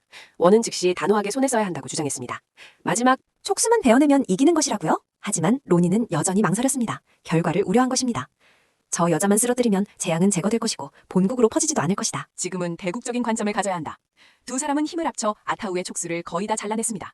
하지만 우어가 아타우에게 달려드는 바로 그 순간 그녀는 갑자기 새로운 촉수들을 쏘아냈습니다. 그것들은 눈 깜짝할 사이에 구어의 몸을 그대로 꿰뚫었습니다. 그제야 로니는 깨달았습니다. 그들이 처음부터 그녀에게 노련하고 있었다는 사실에 경악한 로니아트는 흩어져서 후퇴하라고 명령했습니다. 아타우는 심지어 고위 성검까지 발동시켜 공격을 막아냈습니다. 알고 보니 그녀는 무시무시한 능력을 가지고 있었는데 바로 죽은 자의 기술, 기억, 그리고 사념까지 빼앗는 것이었습니다. 절망한 로니아트는 자신의 희생으로 동료들이 도망칠 시간을 벌 수 있다는 신라 같은 희망을 품었습니다. 다크엘프들은 이미 도망치는 용병들을 막 섬멸하라는 명령을 받은 상태였습니다. 다크엘프가 나타나자 사방이 막힌 로니아트는 완전히 무너져 내렸고 미친 듯이 소리치며 검을 휘둘러 아타우에게 돌진했습니다. 안타깝게도 내 놈의 그 얕은 생각 때문에 스스로 죽음을 자초했구나. 내 아내 이름은 마사. 딸은 미나, 맞지? 하지만 그를 기다리고 있던 것은 수많은 촉수와 아타오의 차가운 미소뿐이었습니다. 해질녘 노을 아래 로니아트는 촉수에 꿰뚫렸고 아타오는 나지막이 말했습니다. 만약 그때 그가 워의 충고를 들었더라면 가족과 재회하고 대죽에도 평화를 지킬 수 있었을 텐데. 하지만 지금 그의 선택은 자기 자신과 동료들을 죽였을 뿐만 아니라 가족까지 재앙 속으로 끌어들였고 심지어 길을 따라 있는 마을과 도시들까지 피해를 보게 됐지. 고통스러워하던 로니아트는 무고한 사람들은 살려달라고 애원했습니다. 아타오는 옅은 미소를 지었습니다. 사악한 세력으로서 나는 잔혹함을 보여줘야만 해. 그렇지 않으면 얕보이게 되거든. 그녀는 로니아트를 비꼬았습니다. 스스로를 정의롭다 여기고 나라를 위해 모든 것을 바쳤지만 결국 성급한 행동 때문에 자신의 가족에게 큰 재앙을 불러왔다고 말이죠. 그런 인간이 내가 가장 혐오하는 부류야. 넌 분명 좋은 사람이겠지. 신앙심도 깊고 나라를 위해 헌신하며 가족을 사랑하겠지. 천국의 1등석에 앉아서 계속 감상이나 하시지. 처참한 비명과 관계 어린 웃음소리가 점점 잦아들었습니다. 모든 것이 죽음처럼 고요한 정적 속으로 돌아갔습니다. 아타오는 피둥덩이 속에 놓인 성게를 멍하니 바라보았습니다. 지아가 다가와 모든 용병을 처리했다고 보고하자 그녀는 현장을 정리하고 명왕에게 보고하기 위해 궁으로 돌아갈 준비를 하라고 명령했습니다. 정말 로니에게 했던 협박을 실행해야 할까요? 아토는 가볍게 고개를 저었습니다. 그녀는 솔직히 털어놓았죠. 그건 그냥 홧김에 내뱉은 독설일 뿐이라고요. 지금은 왕에게 보고해야 할 더 중요한 일이 있었습니다. 아토는 타쿠토의 궁전으로 돌아가 마녀에 대한 상황을 자세히 보고했습니다. 타쿠토는 잠시 생각에 잠겼고 이 세계의 설정이 원작 게임과 다르다는 것을 깨달았죠. 게임에서는 이런 마녀라는 유닛이 등장한 적이 없었거든요. 하지만 이 변수는 몇 가지 새로운 이점을 가져다 주기도 했습니다. 예를 들면 아우의 능력 같은 것들이죠. 그녀는 쓰러뜨린 적에게서 기억의 일부를 빼앗아 그것을 강력한 정보 무기로 만들 수 있었습니다. 로니앗과 그오의 기억 덕분에 그들은 신성국가 쿠오지아에 대한 대략적인 정보를 파악할 수 있었죠. 다행히 북부 대륙의 변동이 쿠오지아의 발목을 잡고 있어서 그들은 당분간 미노자에 신경 쓸 겨를이 없었습니다. 그래서 현재 국면은 아직 비교적 평온한 상태였죠. 물론 조사단이 전멸했다는 사실은 저쪽에도 경종을 울렸을 겁니다. 그들의 다음 행동은 시간 문제일 뿐이었죠. 타쿠토는 쿠오지아가 자신들에 대한 정보가 부족하기 때문에 설령 정찰을 하더라도 매우 신중할 것이라고 분석했습니다. 타쿠토가 가장 신경 쓰는 것은 여전히 북방 변동의 근원이었습니다. 아토의 기억을 통해 그들은 마녀라는 존재가 있다는 것은 알았지만 더 자세한 내용은 캐내지 못했죠. 심지어 쿠오지아조차 마녀의 정체를 모르는 듯했습니다. 같은 시각 북부 대륙에서는 붉은 법복을 입은 에자키노라는 마녀가 나타났습니다. 크하하, 신은 주사위놀이 따윈 하지 않아. 세상 어디에도 이상도 희망도 없고 인생이란 결국 시간을 죽이기 위한 것일 뿐이지. 마치 어떤 힘에 조종당하는 것처럼 타쿠토와 아우는 계속해서 분석을 이어갔습니다. 타쿠토는 마녀가 아마도 자신들과 비슷한 영웅급 능력을 가지고 있을 것이며 그렇게 되면 국면이 더욱 복잡해질 것이라고 추측했습니다. 그는 마녀 세력 역시 사학계열에 속할 가능성이 높다고 생각했죠. 아토는 제안했습니다. 접촉을 시도했지만 타쿠토는 사악한 세력과는 진정으로 서로를 이해하기 어렵다고 판단하여 당분간은 먼저 교섭하지 않기로 결정합니다. 겨우 모든 것을 궤도에 올려놓았죠. 아우가 약간 실망하자 타쿠토는 그녀를 안심시키며 말합니다. 북쪽은 아직 머니, 우리에겐 아직 대응할 시간이 충분하다고 말이죠. 영웅급 능력의 출현에 타쿠토는 새로운 영웅 유닛을 만드는 데 속도를 내야 한다고 생각합니다. 원래는 일라를 육성할 생각이었지만 현재 상황 때문에 그는 전략을 수정하여 실용적인 유형의 영웅을 핵심으로 우선 육성해야만 했습니다. 그 말을 듣자 아우는 의욕이 넘쳐 영웅 창조를 돕겠다며 자원하고 나섭니다. 타쿠토는 다시 방침을 수정하여 동맹 시스템을 구축하기로 결정합니다. 아우는 사악한 세력의 국가와는 동맹을 맺기 어렵지만 중립진영의 국가들은 설득할 수 있을 거라고 생각합니다. 그들은 동쪽을 목표로 삼아 중립국가들을 선택하고 먼저 정찰을 위해 사람을 보내 상황을 살피기로 합니다. 한편 머나먼 북쪽에서는 한 우두인이 수많은 동족을 이끌고 나아가고 있었습니다. 지팡이를 든 어르신이라는 칭호에 걸맞게 단 몇 수만으로 그 많은 북쪽의 괴물들을 쓸어버렸죠. 부하의 칭찬에도 그는 침착함을 유지했고 막 떠나려던 참에 멀리서 괴물족의 강력한 전사무리가 나타납니다. 우두인은 경계하며 돌아보고는 상황이 어떻게 변했는지 큰 소리로 묻습니다. 한편 타쿠토의 궁전에서는 논의가 끝난 후 떠나기 직전에 아우가 잠시 망설이더니 조심스럽게 타쿠토에게 묻습니다. 제가 성기사들을 처리한 방식이 폐하의 심기를 불편하게 하지는 않으셨는지요? 타쿠토는 아무렇지 않게 대답합니다. 전혀 신경 쓰지 않으며 오히려 그녀를 매우 신뢰하고 있으니 마음에 담아두지 말고 전력을 다해 자신을 보좌하며 계속해서 그의 오른팔이 되어달라고 강조하죠. 그 말을 들은 아우는 다시 활기를 되찾습니다. 물론입니다. 저 아타오는 타쿠토님을 위해 온 힘을 다해 섬기겠습니다. 그 모습에 타쿠토는 저도 모르게 미소를 지으며 그녀의 충성심과 열정에 기뻐했습니다. 마침내 명왕의 궁전이 완성되었습니다. 아타오는 몹시 기뻐했지만 아직 처리해야 할 일이 산더미였습니다. 하지만 그녀는 이제부터가 그들 세계의 진정한 시작이라고 느꼈습니다. 타쿠토는 옥좌에 똑바로 앉아 기쁨에 찬 얼굴을 하고 있었습니다. 짐은 방금 작지 않은 문제를 하나 발견했다. 바로 타쿠토님께는 믿을 만한 측근 시녀가 한 명도 없다는 것이었습니다. 타쿠토는 그 점에 대해 별로 신경 쓰지 않는다고 말했습니다. 하지만 아타오는 눈에 띄게 조급해하며 그에게 시녀에게 바라는 구체적인 조건이 있는지 물었습니다. 타쿠토님은 의사소통에 어려움을 겪으시기 때문에 다른 사람과 어울리는 것이 쉽지 않았습니다. 타쿠토는 그저 다가가기 쉽고 편하게 이야기할 수 있는 사람을 원했습니다. 처음에는 친근한 왕이 되고 싶었지만 지금은 자신도 모르게 사람들에게 거리감을 주고 있었습니다. 아타오는 타쿠토를 안심시켰습니다. 그녀는 목소리를 낮춰 아주 좋은 생각이 떠올랐다고 말했습니다. 타쿠토가 조금 놀라자 제게 시간을 조금만 주시겠어요? 라고 물었습니다. 아타오가 결심한 이상 분명 좋은 결과로 이어질 것이었습니다. 얼마 후 장노가 지아와 에밀리를 데리고 타쿠토를 아련하러 왔습니다. 아타오는 장노에게 모든 여자아이들을 소집하라고 명령했습니다. 모타는 놀라며 왕께서 어린 여자아이들을 좋아하시는 것이냐고 물었습니다. 아타오의 말에 모두가 경악했습니다. 타쿠토는 아타오에게 서둘러 명확하게 설명하라고 눈짓했습니다. 그제야 장로 모타는 깨달았습니다. 왕께서 지금의 기세를 잃지 않기 위해 측근 시녀를 뽑으려 하는데 우선 여자아이들 중에서 고르기로 결정했다는 것을요. 꼭 여자아이로 한정해야 하는가? 타쿠토는 재빨리 이유를 생각해냈습니다. 그는 여성에게 재능을 발휘할 기회를 더 많이 만들어주고 싶기에 측근 시녀를 양성하는 것부터 시작하겠다고 말이죠. 그 말을 듣고 그러자 모타와 모두가 타쿠토를 더욱 존경하며 일제히 무릎을 꿇었습니다. 아타오는 그들에게 아이들을 빨리 데려오라고 재촉했습니다. 타쿠토도 소통의 장벽을 넘어서려 굳게 마음먹었지만 인생은 그리 순탄치만은 않았죠. 아이들은 타쿠토를 보기만 하면 울음을 그치지 않았거든요. 이 때문에 그는 눈에 띄게 낙담했습니다. 아타오는 모타에게 물었습니다. 왕을 보고도 울지 않는 아이가 하나도 없단 말인가? 그때 지아가 조용히 말했습니다. 혹시 저희가 그 쌍둥이를 빠뜨린 게 아닐까요? 모타가 설명했습니다. 아주 영리한 고아 쌍둥이가 있긴 합니다만 사소한 문제가 좀 있어서 왕의 시녀로는 적합하지 않을까 염려됩니다. 아타오는 즉시 명령했습니다. 일단 아이들을 데려와 보게. 보고 나서 결정하지. 그러자 책임자가 직접 아이들을 데려오기로 했습니다. 아타오는 어서 아이들을 들여보내라는 신호를 보냈습니다. 두 자매 중 동생의 이름은 카지아로 조심성 있는 성격에 맡은 일은 매우 진지하게 해냈습니다. 언니인 마이아는 순진하고 천진난만 했습니다. 타쿠토는 병 때문에 창백한 카지아의 피부를 보고 마음이 무거워졌지만 지아는 태연하게 말했습니다. 저런 모습이 오히려 저 아이에게는 더 어울립니다. 아타오가 언니의 상태에 대해 묻자 그녀는 조용히 설명했습니다. 어릴 적에 아주 고통스러운 일을 겪었습니다. 바로 그때 마이아가 모두를 깜짝 놀라게 하는 말을 내뱉었습니다. 아타오는 깜짝 놀라 모타 장로를 쳐다봤습니다. 두 아이의 어머니는 본래 고귀한 신분이었으나 그 해에 고향에서 추방당해 온 가족이 가난에 시달리게 되었습니다. 굶주림 속에서 어머니는 자신의 목숨을 버리는 희생을 택해 아이들을 살렸습니다. 이야기를 들은 아타오는 남다른 시각과 굳센 의지력을 지닌 두 자매에게 깊은 감명을 받았습니다. 그때 마이아가 앞으로 나아가 타쿠토에게 똑바로 다가갔습니다.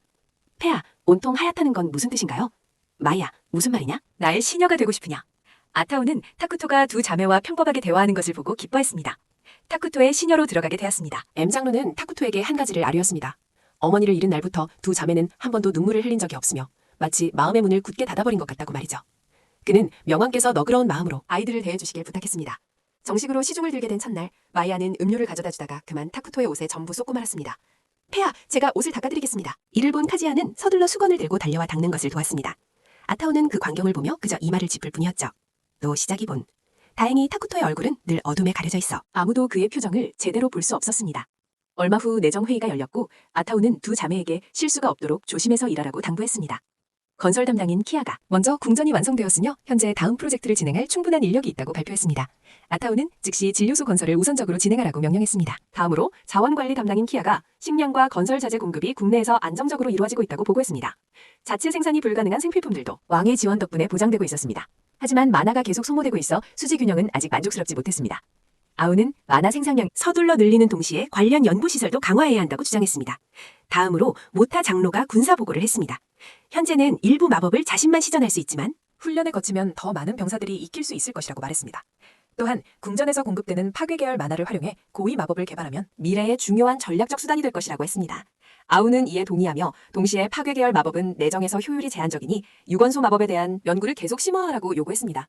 마지막으로 제2가 대주기 가장자리에서 주로 정찰 임무에 사용될 전방부대 5개를 보충했다고 보고했습니다. 아우는 정찰망 확장 명령을 내리고 주변 국가들의 동태를 집중 감시하게 합니다. 지아는 대주계 지역의 방위를 직접 책임지겠다고 약속합니다. 회의가 끝날 무렵 아우는 새로운 영웅 유닛인 여왕 이라의 생산을 시작하겠다고 선포합니다. 소환 재료는 이미 충분히 모였고 마지막 만화주의 무식만 끝나길 기다리면 됩니다. 회의가 끝난 후 언니가 갑자기 타쿠토에게 질문을 던집니다. 주인님께선 정말로 사악한 편이 맞으시죠? 타쿠토는 자신이 사악한 편에 속한다는 것을 솔직하게 인정합니다. 마야는 곧바로 이어서 묻습니다. 그렇다면 어째서 저희를 그냥 죽여버리지 않으시는 거죠? 그 날카로운 질문에 타쿠토는 순간 말이 막힙니다. 동생인 카지아가 서둘러 해명합니다. 언니의 말은 어째서 주인님께서 저희 같은 아이들에게 자비를 베푸시냐는 뜻이에요. 타쿠토는 그것이 바로 그녀들이 시녀로 선택된 이유라고 답합니다. 하지만 그 설명은 오히려 마이아의 표정을 더욱 언짢게 만들었습니다. 그녀는 도무지 이해할 수 없었습니다. 악당이라는 이름을 가졌으면서 결국 선한 자와 다를 게 뭐냐는 것이었죠. 타쿠토는 잠시 생각하더니 대답합니다. 선한 자는 언제나 올바른 일을 해야만 하지만 악한 자는 선한 일을 하든 악한 일을 하든 제멋대로지. 즉흥적이고 자유롭게 말이야. 카지아는 참지 못하고 그건 너무 제멋대로라고 말합니다. 타쿠토는 태연하게 그것이 악당의 특권이라고 말합니다. 마이아는 조심스럽게 묻습니다. 그렇게 하면 벌을 받지 않나요? 타쿠토의 대답은 간결하고 단호했습니다. 우리를 벌하려는 선한 자들을 먼저 죽여버리면 아무 문제 없어. 이때 타쿠토는 두 자매가 이전에 저지른 실수들이 모두 고의였음을 간파합니다. 마이아는 자신들이 진작에 죽었어야 할 목숨이었다고 고백합니다. 계속해서 실수를 저지른 것은 타쿠토를 화나게 해서 그의 손에 죽기를 바랐기 때문이었습니다. 타쿠토는 두 자매가 여전히 어머니의 죽음을 받아들이지 못하고 있다는 것을 이해합니다. 어머니의 희생 덕분에 살아남았기에 그녀들은 죽음으로써 구원을 갈망하고 있었던 것입니다. 모든 것을 이해한 타쿠토는 앞으로 다가가 그녀들 앞에 앉아 정중하게 타쿠토는 자매에게 누군가 목숨을 바쳐 지켜줬기 때문에 너희가 오늘까지 살아남을 수 있었던 거라고 말합니다. 하지만 마리아는 살아있는 것 자체가 끝없는 고통일 뿐이라고 괴로운 심정을 토로합니다. 모든 게 잘못된 건 아니라며 너희 어머니도 그리고 너희 자신도 올바른 일을 했다고 타쿠토는 위로합니다. 너희가 여기 있는 건 어머니의 사랑이 운명조차 이겨냈기 때문이야. 그의 위로에 자매는 떨리는 목소리로 묻습니다. 대체 어떻게 하는 게 옳은 건가요? 타쿠토는 그들의 머리를 쓰다듬으며 말해줍니다. 너희가 원하는 대로 살아. 굳이 참을 필요 없어. 너희 어머니가 자랑스러워할 만한 삶이라면 나는 너희의 어떤 선택이든 축복해줄게. 그 말을 들은 자매는 마침내 울음을 터뜨립니다. 그때 아우가 보고를 하러 왔다가 잠시 멈칫합니다. 다들 엄청 친해졌나 보네. 아주 그냥 찰싹 붙어있네. 아우가 감동의 눈물을 흘리려던 바로 그 순간 타쿠토가 재빨리 화제를 돌려 지역조사 보고서에 대해 묻습니다. 모두들 옆에 있는 지도로 다가가 함께 분석하기 시작합니다. 지도에 따르면 근처에 마을이 하나 있는데 주민은 주로 인간과 수인이라고 합니다. 이 마을은 다종족 중립국가인 본카겐에 속해 있습니다. 이 나라는 지팡이를 든 자라는 칭호를 가진 사제단이 통치하고 있습니다. 타쿠토는 이렇게 다양한 문화와 가치관을 수용하는 국가는 외교의 실마리가 될 수 있다고 판단합니다. 하지만 그는 지도에서 이 마을이 국가의 중심부와 아주 멀리 떨어져 있는 것을 보고 왜 이런 외딴 곳에 마을을 세웠는지 의문을 가집니다. 아우는 마을 아래에 용맥이 존재할 가능성이 있으며 이 지점을 점거하는 것도 고려해볼 만하다고 말합니다. 동시에 보고서에 따르면 마을은 시기노거나 고블린 무리에게 끊임없이 시달리고 있는 듯합니다. 현지 수비군은 매우 힘겹게 버티고 있는 상황입니다. 타쿠토는 이 전쟁이 분명 난민을 발생시킬 것이라고 재빨리 파악합니다. 그는 그 난민들을 받아들여 자국의 인구를 늘리는 동시에 긍정적인 이미지를 만들 폰카겐에게 우호적인 태도를 보였습니다. 그러한 점들을 고려하여 그는 사자를 보내 폰카겐과 외교 관계를 맺기로 결정합니다. 아우는 그들과 꽤 가까운 곳에 도자탄이라는 마을이 있다는 추가 첩보를 입수합니다. 아우는 그들과 꽤 가까운 곳에 도자마이라는 마을이 있다는 첩보를 받습니다. 현재 그곳은 전군 경계태세에 있었습니다. 아무래도 고블린을 비롯한 다른 종족들에게 끊임없이 시달리고 있는 듯했습니다. 현지 수비군은 매우 힘겹게 버티고 있었습니다. 타쿠토는 전쟁이 벌어지면 분명 난민이 발생할 것이라고 금방 깨달았습니다. 그는 이 난민들을 받아들여 자국의 인구를 늘리는, 동시에 폰카겐에게도 우호적인 인상을 주려는 계획을 세웁니다. 이러한 고려 끝에 타쿠토는 중립국 카웬으로 사절을 보내 외교관계를 맺기로 결정합니다. 그리하여 아우가 이끄는 사절단이 길을 떠납니다. 하지만 사절단이 얼마 가지 못해 폰카겐의 사람들과 마주칩니다. 상대방의 지도자는 도누카볼리라는 이름의 여성 수인이었습니다. 그녀는 아우의 몸을 뒤덮은 짙은 어둠의 힘을 보고는 매우 경계합니다. 함께 있던 병사들 또한 생물적인 본능 때문에 공포에 질립니다. 토노카볼리는 자신들의 전력으로는 저쪽의 사악한 힘을 도저히 상대할 수 없다고 판단합니다. 아우도 부하들에게 물러서서 명령을 기다리라고 지시합니다. 그녀가 막 손을 쓰려던 그때 상대 진영에 있던 한 여자아이가 갑자기 말을 걸어옵니다. 말씀 좀 여쭤봐도 될까요? 안녕하세요 언니. 저는 비라고 해요. 언니 이름도 알려줄 수 있어요? 그 말을 듣고 아우는 막 펼치려던 촉수를 황급히 거두어드립니다. 양측이 서로 소개를 마친 후 아우는 토노카볼리 일행이 원래 숲으로 들어가 타쿠토를 만나려 했다는 것을 알게 되고 그래서 그녀는 토노카볼리 일행을 먼저 숲으로 안내하기로 합니다. 돌아가는 길에 비는 금세 아우와 친해져서 여기까지 오는 길에 많은 위험을 겪었지만 그때마다 토노카볼리가 대단한 실력으로 하나씩 처리하죠. 토노카볼리. 옆에 서서 멋쩍게 사과하며 배에게 말했죠. 정말 바보라면서요. 하지만 배는 신경 쓰지 않았어요. 그녀는 여전히 자신의 무용담을 자랑하며 떠들어댔죠. 아타우가 부드러운 목소리로 말했습니다. 괜찮습니다. 토노카볼리는 숲속의 도끼 때문에 병사들의 상태가 좋지 않다고 인정했고 그래서 병사들을 숲 밖에 대기시켰다고 했습니다. 궁전에 도착하자 아타우는 토노카볼리 일행을 이끌고 타쿠토를 알려냈습니다. 토노카볼리가 옥좌 쪽을 올려다보자 그 위에는 검은 그림자 하나가 떡하니 앉아있었고 그녀는 순간 심장이 멎는 듯했습니다. 상대를 전혀 꿰뚫어 볼 수가 없었죠. 그녀의 눈에 타쿠토는 마치 어둠의 화신과도 같았습니다. 그 순간 그녀는 소름이 돋았습니다. 이번에 과연 이곳을 무사히 떠날 수 있을까? 후회감이 토노카볼리의 마음속에서 차올랐습니다. 그녀는 배를 이렇게 위험한 곳에 데려오지 말았어야 했습니다. 이 나라 유일의 젊은 지팡이 사용자로서 베베는 중요한 사명을 띠고 있었습니다. 이번 여정은 원로들이 이상한 낌새를 눈치채고 대주계로 사람을 보내 조사하기로 결정했기 때문입니다.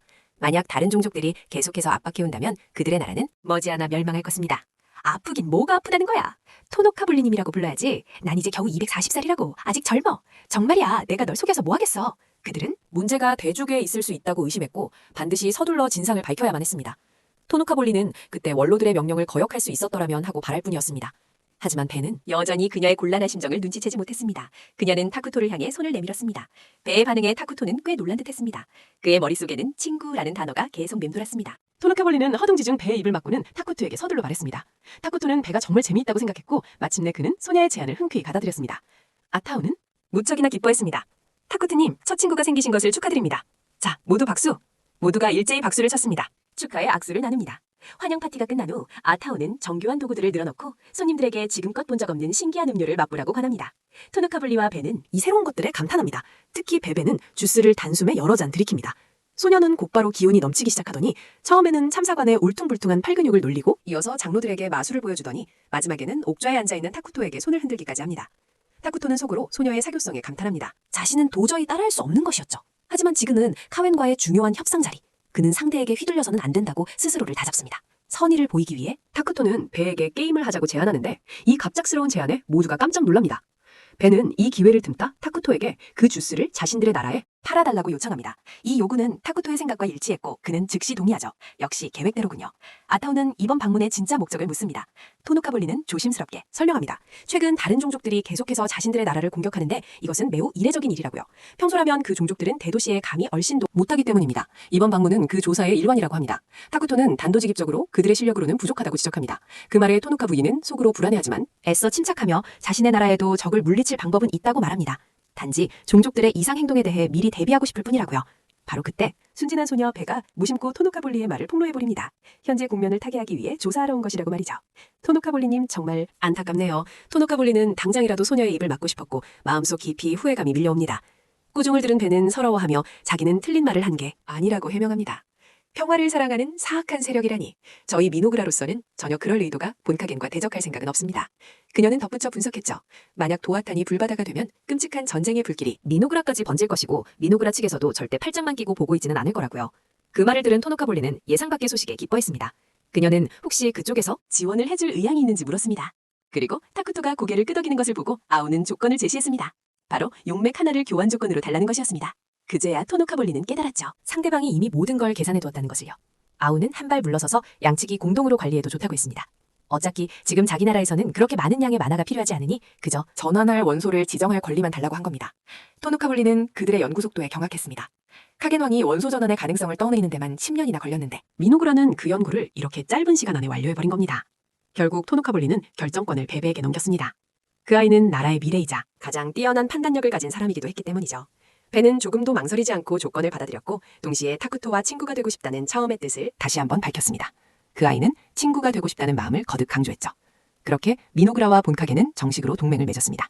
다음 날 미노그라의 고위급들은 회의를 열어 협상 결과를 확정했습니다. 우선 카웬의 식료품과 오락기기를 수출하고 동시에 생필품과 금속 재료를 수입하기로 했습니다. 그 다음으로 용맥에 대한 권리 일부를 획득했죠. 본카겐과의 교류 방침에 대해 논의할 때 에밀리는 이 나라의 구체적인 상황을 깊이 파악할 필요가 있다고 제안했습니다. 타쿠토는 예전 게임 시절에는 그런 세부 사항에 주의를 기울이지 않았습니다. 아우는 먼저 조사를 진행하자고 제안했지만 거리가 너무 멀어서 조사에 아주 많은 시간이 걸립니다. 것이었습니다. 그들은 도자탄 지원을 우선하기로 하고 방침 수립은 잠시 보류했습니다. 자세한 교류를 트기 전에 말이죠. 하지만 다른 나라로 바로 가려면 아마 그럴싸한 명분이 필요할 겁니다. 타쿠토가 제안합니다. 사절을 보내기 전 인사차 방문한다는 명분으로요. 하지만 아토님의 지위가 너무 높아 적합하지 않습니다. 저희가 가게 해주세요. 아토, 님은 폐하의 가장 믿음직한 오른팔이니 신복인 이상 어쩔 수 없죠. 쌍둥이 자매가 앞다투어 임무를 자원하자 타쿠토는 그들의 안전을 보장하겠다고 약속합니다. 마기야도 적극적으로 추천하며 간부 후보생 신분이라 아주 적합하다고 말합니다. 두 자매의 단호한 태도에 타쿠토는 결국 설득되어 그들의 요청을 받아들입니다. 감사합니다, 폐하. 잘됐다. 폐하께서 재간청도 아닌데 저렇게 쉽게 넘어가시다니. 아토는 타쿠토의 태도에 매우 불만스러운 표정을 짓습니다. 자신의 입지가 흔들린다고 느낀 겁니다. 바로 그때 에이미가 갑자기 벌떡 일어나 두 자매를 보내는 것은 너무 위험하다며 반대합니다. 타쿠토는 모두를 안심시키며 그들을 따를 호의도 신중하게 골랐다고 말합니다. 회의가 끝난 후 타쿠토는 입을 삐죽이는 아토를 보고 자신이 그녀들의 간청의 마음이 약해진 게 아니라고 서둘러 해명합니다. 하지만 아토는 등을 돌려 그를 무시합니다. 그저 솔직하게 말하면 된다고 하죠. 타쿠토는 아토에게 다가가 귓가에 속삭입니다. 이번 일 정말 반성하고 있어. 내가 널 불안하게 만들었구나, 아토. 나한테는 너뿐이야. 축하해. 그 진심 어린 말에 아토의 심장이 빠르게 뛰고 화가 눈 녹듯 사라집니다. 하지만 타쿠토는 멈추지 않고 말을 잇습니다. 아토는 자신에게 있어 대체 불가능한 존재라고 강조하면서요. 두 자매가 떠나기 전 타쿠토와 아토는 그들을 치료실로 데려갑니다. 모두가 지켜보는 가운데 타쿠토는 동행한 호위 부대를 발표합니다. 이번에 나설 부대는 바로 얼마 전에 막 소환된 영웅 유닛이었습니다. 타쿠토는 호위 병력을 이번 여정에 동행할 이들은 3명의 병사, 바로 갓 소환된 의무병들이었습니다. 이 의무병들은 부상 치료뿐만 아니라 전투 능력까지 갖추고 있었죠. 아오는 타쿠토의 명을 그들에게 전하며 쌍둥이의 호위가 되어 도자탄까지 호송하고 동시에 길을 따라 문화와 현황을 조사하라고 명령했습니다. 그 말을 들은 새 의무병은 약간 어리둥절한 표정을 지었습니다. 문화, 조사, 호위라니 전부 인간다운 일이네요. 타쿠토는 그들의 넘치는 사기를 보고는 지금이야말로 왕의 풍모를 보여줄 기회라고 생각했습니다. 그래서 앞으로 나아가 새 의무병에게 공식적인 훈시를 내리며 이치조, 지조, 사부조라는 인간의 이름을 지어주었죠. 타쿠토는 문득 이곳이 게임 속 세계와는 완전히 다른 현실이라는 것을 깨달았습니다. 이 세계에서는 각 유닛이 자신만의 개성을 가지고 있으며 인류에 대해 더 깊은 감정을 품고 있었던 겁니다. 그는 그들에게 충분한 주도권과 신뢰를 준다면 그들의 충성심이 극도로 높아질 것이라고 이해했습니다. 실제로도 그랬습니다. 방금 이름을 받은 새 의무병은 즉시 왕이 내린 임무를 완벽하게 완수하겠다고 맹세했죠. 그 후 쌍둥이 자매는 3명의 호위병을 데리고 도자탄으로 향했습니다. 도자탄에서는 안티크 시장이 그들을 맞이했습니다. 만나자마자 안티크는 상대방에게서 뿜어져 나오는 짙고 사악한 기운을 느꼈습니다. 지팡이를 든 분이시여 어째서 저런 자들과 협력하기로 하셨는가? 참으로 어리석기 짝이었군. 하지만 겉으로는 상냥하게 인사를 건넸습니다. 대표로 나선 여동생이 자신들 쪽의 상황을 간략하게 소개했습니다. 안티쿠는 속으로 이 자들을 철저히 조사해야겠다고 다짐했습니다. 심지어 이치조, 지조, 사보조가 흑성령이 보낸 암살자일지도 모른다고 의심했죠. 그녀는 토노카블리가 미노자에 대해 보고할 때 국가의 예비 간부인 쌍둥이가 있다고 말했던 것을 떠올렸습니다. 바로 눈앞에 있는 이 두 사람이었습니다. 안티쿠는 즉시 얼어붙었습니다. 그녀는 이들이 보통 인물이 아니라는 걸 깨달았죠. 말 한마디 잘못했다가는 감당 못할 후폭풍이 닥칠 수도 있었습니다. 그녀는 약간 떨리는 목소리로 이번 방문의 목적이 무엇인지 물었습니다. 에밀리는 순간 상대방이 왜 저러는지 이해하지 못했죠. 이때 지조가 나서서 설명했습니다. 이래는 그저 토누카블리의 초대를 받아 현지 답사처럼 놀러온 것이며 현지 생활을 체험하는 것뿐이라고요. 이는 나중에 원활한 협력을 위한 준비이기도 했습니다. 그는 덧붙여 말했죠. 두 아가씨는 아직 어리고 배우는 중이니 시장님께서는 그녀들과 정치적인 이야기는 하지 말아주십시오. 지조의 설명을 듣고 나서야 안티쿠는 그들이 온 이유를 이해했습니다. 그녀는 즉시 안심하며 말했죠. 다행이군요. 그럼 그냥 얼굴을 비추러 온 것뿐이겠네요. 그렇다 해도 두 아가씨의 심기를 건드리지 않도록 조심해야겠어요. 지조는 그저 평범한 관광객처럼 대해주면 된다고 덧붙였습니다. 자매도 고개를 끄덕이며 동의했죠. 시장은 마침내 진심으로 안도의 한숨을 내쉬었지만 너무 제멋대로 굴어서 두 아가씨의 비위를 거슬러서는 안 된다고 스스로 다짐했습니다. 좋은 관계를 구축하고 향후 협상을 순조롭게 진행하기 위해 그녀는 직접 그들을 이끌고 마을을 구경시켜주기로 결심했습니다. 두 자매도 매우 주의 깊게 듣는 태도를 보였습니다. 안티쿠는 하루 종일 그들을 데리고 거리를 둘러보았습니다. 그녀는 마을의 일상생활을 하나하나 자세히 소개해 주었죠. 헤어진 후 에밀리는 시장이 매우 다정한 사람이라고 느꼈습니다. 그날 밤 모두가 모여 낮 동안 조사한 내용을 정리했습니다. 언니인 마이아는 마을 주민들 사이에 공포가 만연해 있다는 것을 알아차렸죠. 많은 사람들이 갈증을 호소했고 낯선 사람을 극도로 두려워했습니다. 그들은 아무도 자신들을 구하러 오지 않을 거라고 생각했죠. 마을의 미래가 어떻게 될지도 알 수 없었습니다. 이치조는 매우 꼼꼼하고 구체적으로 관찰했습니다. 에밀리는 특히 사람의 마음에 민감해서 다른 사람의 감정을 어렴풋이 느낄 수 있었죠. 3명의 군의관은 모두 마이아의 능력을 불신했습니다. 그때 지조가 주머니 하나를 꺼내 마이아에게 건네며 이것이 바로 오늘은 아가씨의 부탁으로 풀을 사왔습니다. 비에르와 과바오라는 풀이죠. 이건 강한 흥분과 환각을 일으키는 식물입니다. 대부분의 나라에서 재배를 금지하고 있으며 소지나 사용도 허용하지 않습니다. 지조가 덧붙였습니다. 알고 보니 마약과 같은 효과를 내는 금지 약물이었습니다. 그는 마이아에게 당장 버리라고 재촉했습니다. 그녀는 이 풀이 너무 푸르고 무성해서 야생이 아니라 사람이 기른 것 같다고 말했습니다. 이지조는 이 물건이 다탄의 시장에서 유통되고 있다는 점을 심각하게 지적했습니다. 이런 상황은 정말 우려스러웠고 이 마을이 매우 불안정하게 느껴졌습니다.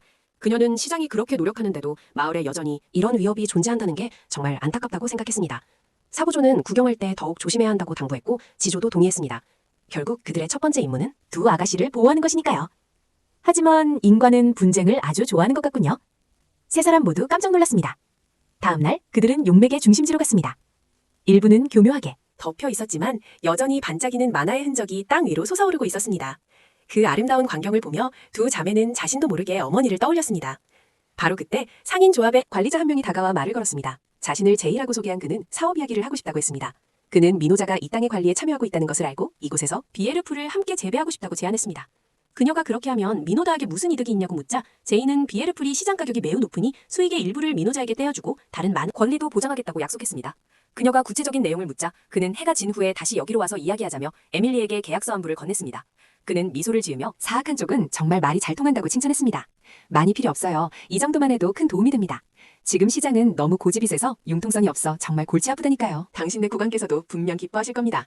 제이가 떠나자 에밀리는 분노에 차 계약서를 꾹 쥐었습니다. 계약서를 손에 넣었습니다. 다음 날 그들은 인사를 하러 시장님을 찾아갔죠. 한창 이야기를 나누고 있는데 갑자기 자이가 들이닥쳤습니다. 시장님은 벌떡 일어나 그를 내보내려 했죠. 하지만 그는 이곳은 자신들이 마음대로 드나들 수 있는 곳이라고 말합니다. 그러고는 에미에게 협력할 생각은 없냐고 묻죠.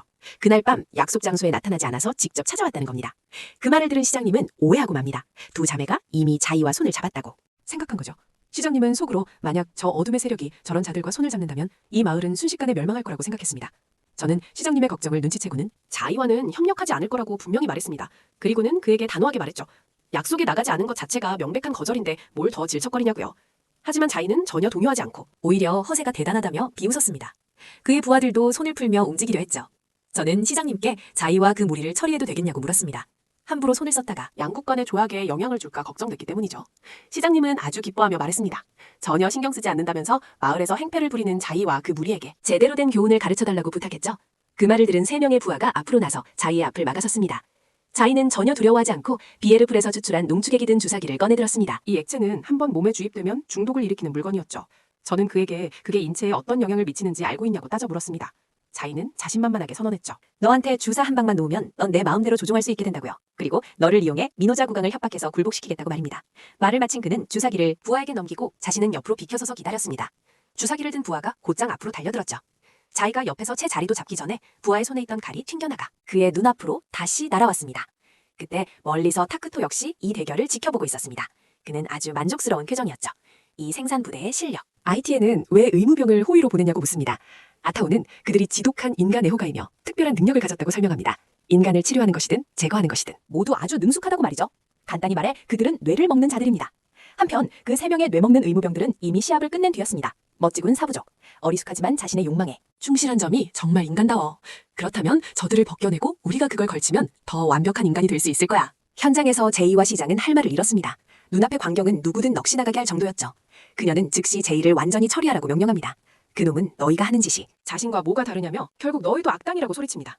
그녀는 차갑게 대답합니다. 국왕을 모욕한 것은 용서받지 못할 죄. 민호자에 맞서는 자는 누구든 용서하지 않겠다. 처리해. 끝내. 격렬한 소동이 끝나도 방은 엉망진창이 되었습니다. 그녀는 너무 어지럽혀서 미안하다며 호위병들이 이렇게 과격할 줄은 몰랐다고 말합니다. 시장은 떨리는 목소리로 괜찮다고 말합니다. 에미와 마이아가 여전히 모든 것에 태어난 것을 보고 시장은 그 무심함이 너무나 무서웠습니다. 너무 놀란 나머지 그녀는 그만 소변을 지리고 말았습니다. 지조가 크게 외칩니다. 시장님이 바지에 지렸어요. 그러자 사부조가 묻습니다. 그럼 저도 저분처럼 지려야 하나요? 이치조는 태연하게 대답합니다. 좋습니다. 그러면 시장님 혼자만 창피하지는 않게 되겠죠. 자, 거기까지. 그녀는 시장에게 너무 무례했다며 의무병들의 군기를 접기 위해 나섭니다. 시장은 그들이 서로를 꾸짖는 모습을 보고 자신도 모르게 조금 우스워졌습니다. 민호자로 돌아온 후 아우는 사건의 전말을 알게 되고 그들은 대회장에 소집됩니다. 타쿠토가 그들을 너무 무르게 대했다는 이유로 훈계를 받기 위해서였죠. 타쿠토는 그저 할 수만은 없었다고 설명합니다. 말투를 꾸짖었습니다. 너무 오냐오냐 키운 탓에 애들이 버릇없어졌다고요. 당신은 아버지면서 교육은 전부 어머니에게 떠넘기고 자신은 그저 좋은 아빠인 척만 한다고요. 결국 타쿠토와 쌍둥이 자매 그리고 뇌를 먹는 3명은 일제히 무릎을 꿇었답니다. 아우는 꾸짖으며 반성문을 다 쓰기 전까지는 아무도 한 발짝도 움직이지 말라고 명령했습니다. 분명 떠나기 전에 몇 번이고 신신당부했는데 최소한의 기본적인 예의는 지키라고 말했건만 결국 이런 일을 벌이다니. 다음 날 도자탄에서 문제 처리를 위한 회의가 열렸습니다. 회의 중에 타쿠토는 쌍둥이에게 사탕을 나눠주기까지 했습니다. 그들의 태도에 아우는 화가 치밀어 올렸습니다. 장로들이 서둘러 그녀를 진정시켰고 아우가 화를 가라앉히자 회의를 계속 진행했습니다. 장로가 쌍둥이의 조사 결과를 물었습니다. 키아는 보고서가 국왕의 밀서를 통해 국왕께 올라갔다고 답했습니다. 보고에 따르면 도시 내부는 꽤 혼란스러운 상태이며 외부 침입자는 최소 3종류였습니다. 지하는 고블린과 아인들은 위협적이지 않지만 언덕의 거인들을 상대하게 되면 상당한 손실이 발생할 것이라고 했습니다. 도자탄은 금방 위기에 빠질 가능성이 높았습니다. 지하는 즉시 병력을 총동원해 대응하자고 제안했지만 에밀리는 병력 분산에 반대했습니다. 예비 병력을 방어에 투입하면 농업, 건설 및 다른 분야의 인력이 부족해질 것이기 때문입니다. 아우가 손에 들고 자신도 참전하고 싶다고 말했습니다. 장로는 아우가 출전하면 그녀의 약탈 스킬이 아군의 힘을 크게 강화시킬 것이라고 말했습니다. 타쿠토 역시 아우가 강력한 버프를 걸어주길 기대했습니다. 장로는 수행원을 붙여줄 수 있다고 말했습니다.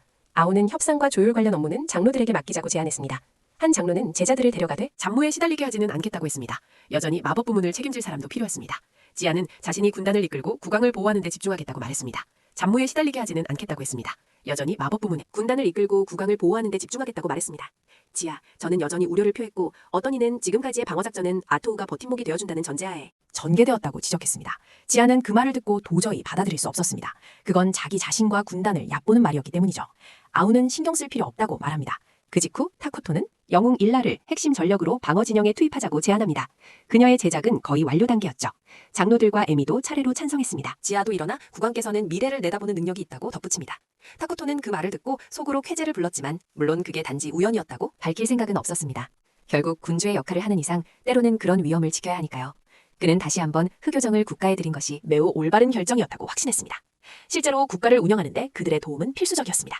그 직후 타쿠토는 자리에서 일어나 계획을 승인하고 모두에게 일정에 맞춰 실행할 것을 지시합니다. 새로운 영웅의 탄생을 앞두고 모든 준비는 끝났습니다. 타쿠토는 광장에 모든 백성을 모았습니다. 이 세계에서 영웅 소환 의식을 거행하는 것은 이번이 처음이었죠. 타쿠토와 아오는 조금 긴장했지만 그 이상으로 기대감에 부풀어 있었습니다. 타쿠토가 오른손에 내밀어 소환 의식을 시작합니다. 언제나 그런 말을 해주는 당신이 곁에 있기에 제가 이런 일을 감당할 수 있는 거예요.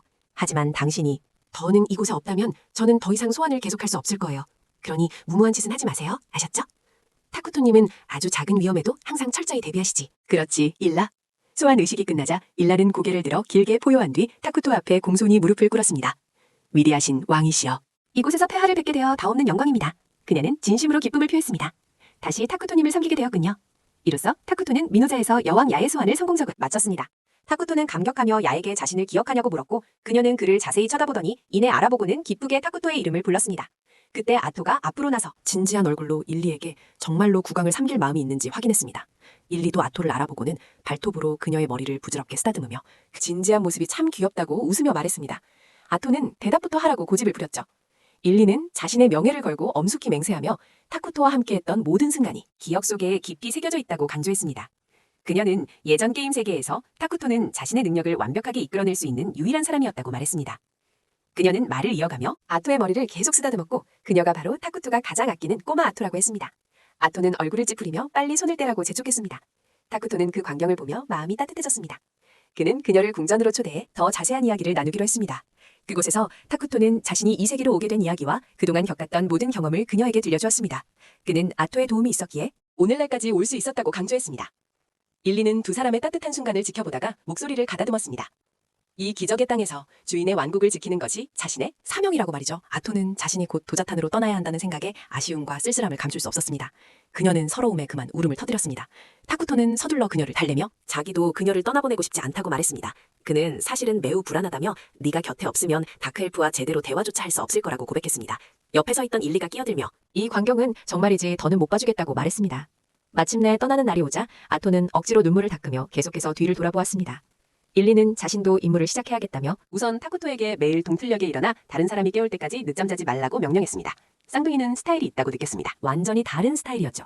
그 후 일라는 타쿠토에게 쌍둥이를 빌려 자신을 안내해달라고 부탁합니다. 미노자의 환경과 주요 시설에 익숙해질 수 있도록 말이죠. 타쿠토는 고개를 끄덕이며 동의했습니다. 떠나기 전 일라는 타쿠토에게 정신을 차려야 한다고 일깨워줍니다. 백성들이 곧 왕을 아련하러 올 테니까요. 바로 그때 에밀리가 들어와 타쿠토에게 노동력 재분배에 관한 연구 및 조정, 서류를 제출합니다. 타쿠토는 서류 뭉치를 받아들었습니다. 그가 흑정령과 직접 대화하는 것은 이번이 처음이었습니다. 조금 긴장했지만 그는 여전히 몇 가지 제안과 아이디어를 내놓았습니다. 에밀리가 물러나자 그는 숨 돌릴 틈도 없이 지아가 들어와 업무 지시를 요청했습니다. 비록 피곤했지만 타쿠토는 억지로 힘을 내어 하나씩 일을 처리했습니다. 한편 쌍둥이 중 한 명은 얀을 안내하며 잘 정돈된 모습에 매우 만족스러워했습니다. 그때 한 직원이 일라에게 다가와 하소연을 합니다. 제발 제 얘기 좀 들어주세요. 지아님께서 또 훈련용품을 망가뜨리셨어요. 비용은 또 늘었고 손실률은 터무니없이 높고요. 예산이 정말 감당이 안 돼요. 게다가 장로님도 안 계셔서 저는 정신없이 바쁜데 도저히 감당할 수가 없어요. 그런데 지아님은 계속 불필요한 일을 추가하시니 그녀는 정말 화가 난 듯 보였습니다. 그 말을 들은 일라는 직접 지아 단장을 훈계하겠다고 말합니다. 그 직원은 크게 감격했습니다. 한편 지아는 일라와 건설 계획의 다음 단계에 대해 논의하고 있었습니다. 그들은 병사훈련장으로 향했습니다. 그렇게 한심한 꼴로 너희가 감히 폐하를 지킬 수 있겠느냐? 그는 단숨에 병사들의 목검을 모조리 부러뜨리고는 훈련을 더욱 강화하라고 요구했습니다. 일라가 나서서 그를 막았습니다.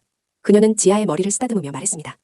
국왕 폐하를 지키고 싶다면 먼저 침착해지는 법부터 배우렴. 지아는 머리를 쓰다듬는 것을 뿌리쳤습니다. 병사들 앞에서 자신의 위신이 깎인다고 생각했기 때문이죠. 바로 그때 식사 시간을 알리는 종이 울리고 쌍둥이는 일라를 끌고 식당으로 향했습니다. 직원이 일라를 위해 준비한 것은 귀빈을 위해 특별히 준비된 식기 세트입니다. 그녀에게 따로 식사를 권했지만 그녀는 재치 있게 거절했습니다. 일라는 일부러 평민들과 함께 하는 것을 택했죠. 자신은 수호 영웅이며 국가를 지키는 것은 곧 백성을 지키는 것이라고 말했습니다.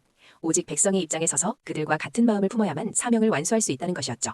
그때 쌍둥이 자매가 그녀를 위해 특별히 만든 커다란 접시를 가져왔습니다. 일라는 무척 마음에 들어했죠. 그녀는 두 소녀를 품에 안고 부드럽게 머리를 쓰다듬어 주었습니다. 두 자매는 기뻐하며 마침내 누군가 자신들을 안아주고 머리를 쓰다듬어 주었다고 말했습니다. 그날 밤 순찰을 돌던 일라는 이 구역 외곽에 활성화 초목을 심으면 침입자에 대한 대응이 더 확실해질 것이라고 생각했습니다. 바로 그때 근처에서 우는 소리가 들렸고 소리를 따라가 보니 그곳엔 쌍둥이 자매가 있었습니다. 사정을 들어보니 키아가 옛 행복했던 시절과 어머니를 떠올리며 잠을 이루지 못하고 있었던 겁니다. 앞으로 나아가야 한다는 건 알지만 기억 속의 온기와 이제는 곁에 없는 현실의 괴리감이 그녀를 너무나도 힘들게 했습니다. 언니가 말했습니다. 한 명이 엄마 꿈을 꾸면서 뒤척이면 다른 한 명은 일어나서 옆을 지켜주곤 해요. 그랬구나. 나한테 좋은 생각이 있어. 오늘부터 내가 너희랑 같이 잘게. 그러면 잠에서 깼을 때 적어도 내가 곁에 있을 테니까. 그렇게 말하며 그녀는 두 자매를 꽉 껴안고 절대 떠나지 않겠다고 약속했습니다. 그녀의 품에서 두 아이는 마치 엄마 곁에 있는 듯한 따스함을 느꼈습니다. 다음 날 일라는 타쿠토에게 보고했습니다. 에밀리오와 상의한 결과 다음 단계로 교육시설을 건설할 것을 건의했죠. 타쿠토는 그것이 아주 좋은 제안이라고 말했습니다. 교육이야말로 없어서는 안 돼. 필수 기반 시설이니까요. 그 후 일라는 아우 쪽의 상황은 어떤지 물었습니다. 타쿠토는 그쪽의 진전도 꽤 흥미롭다고 답했습니다. 그럼 아우가 어떻게 하는지 함께 지켜보자고.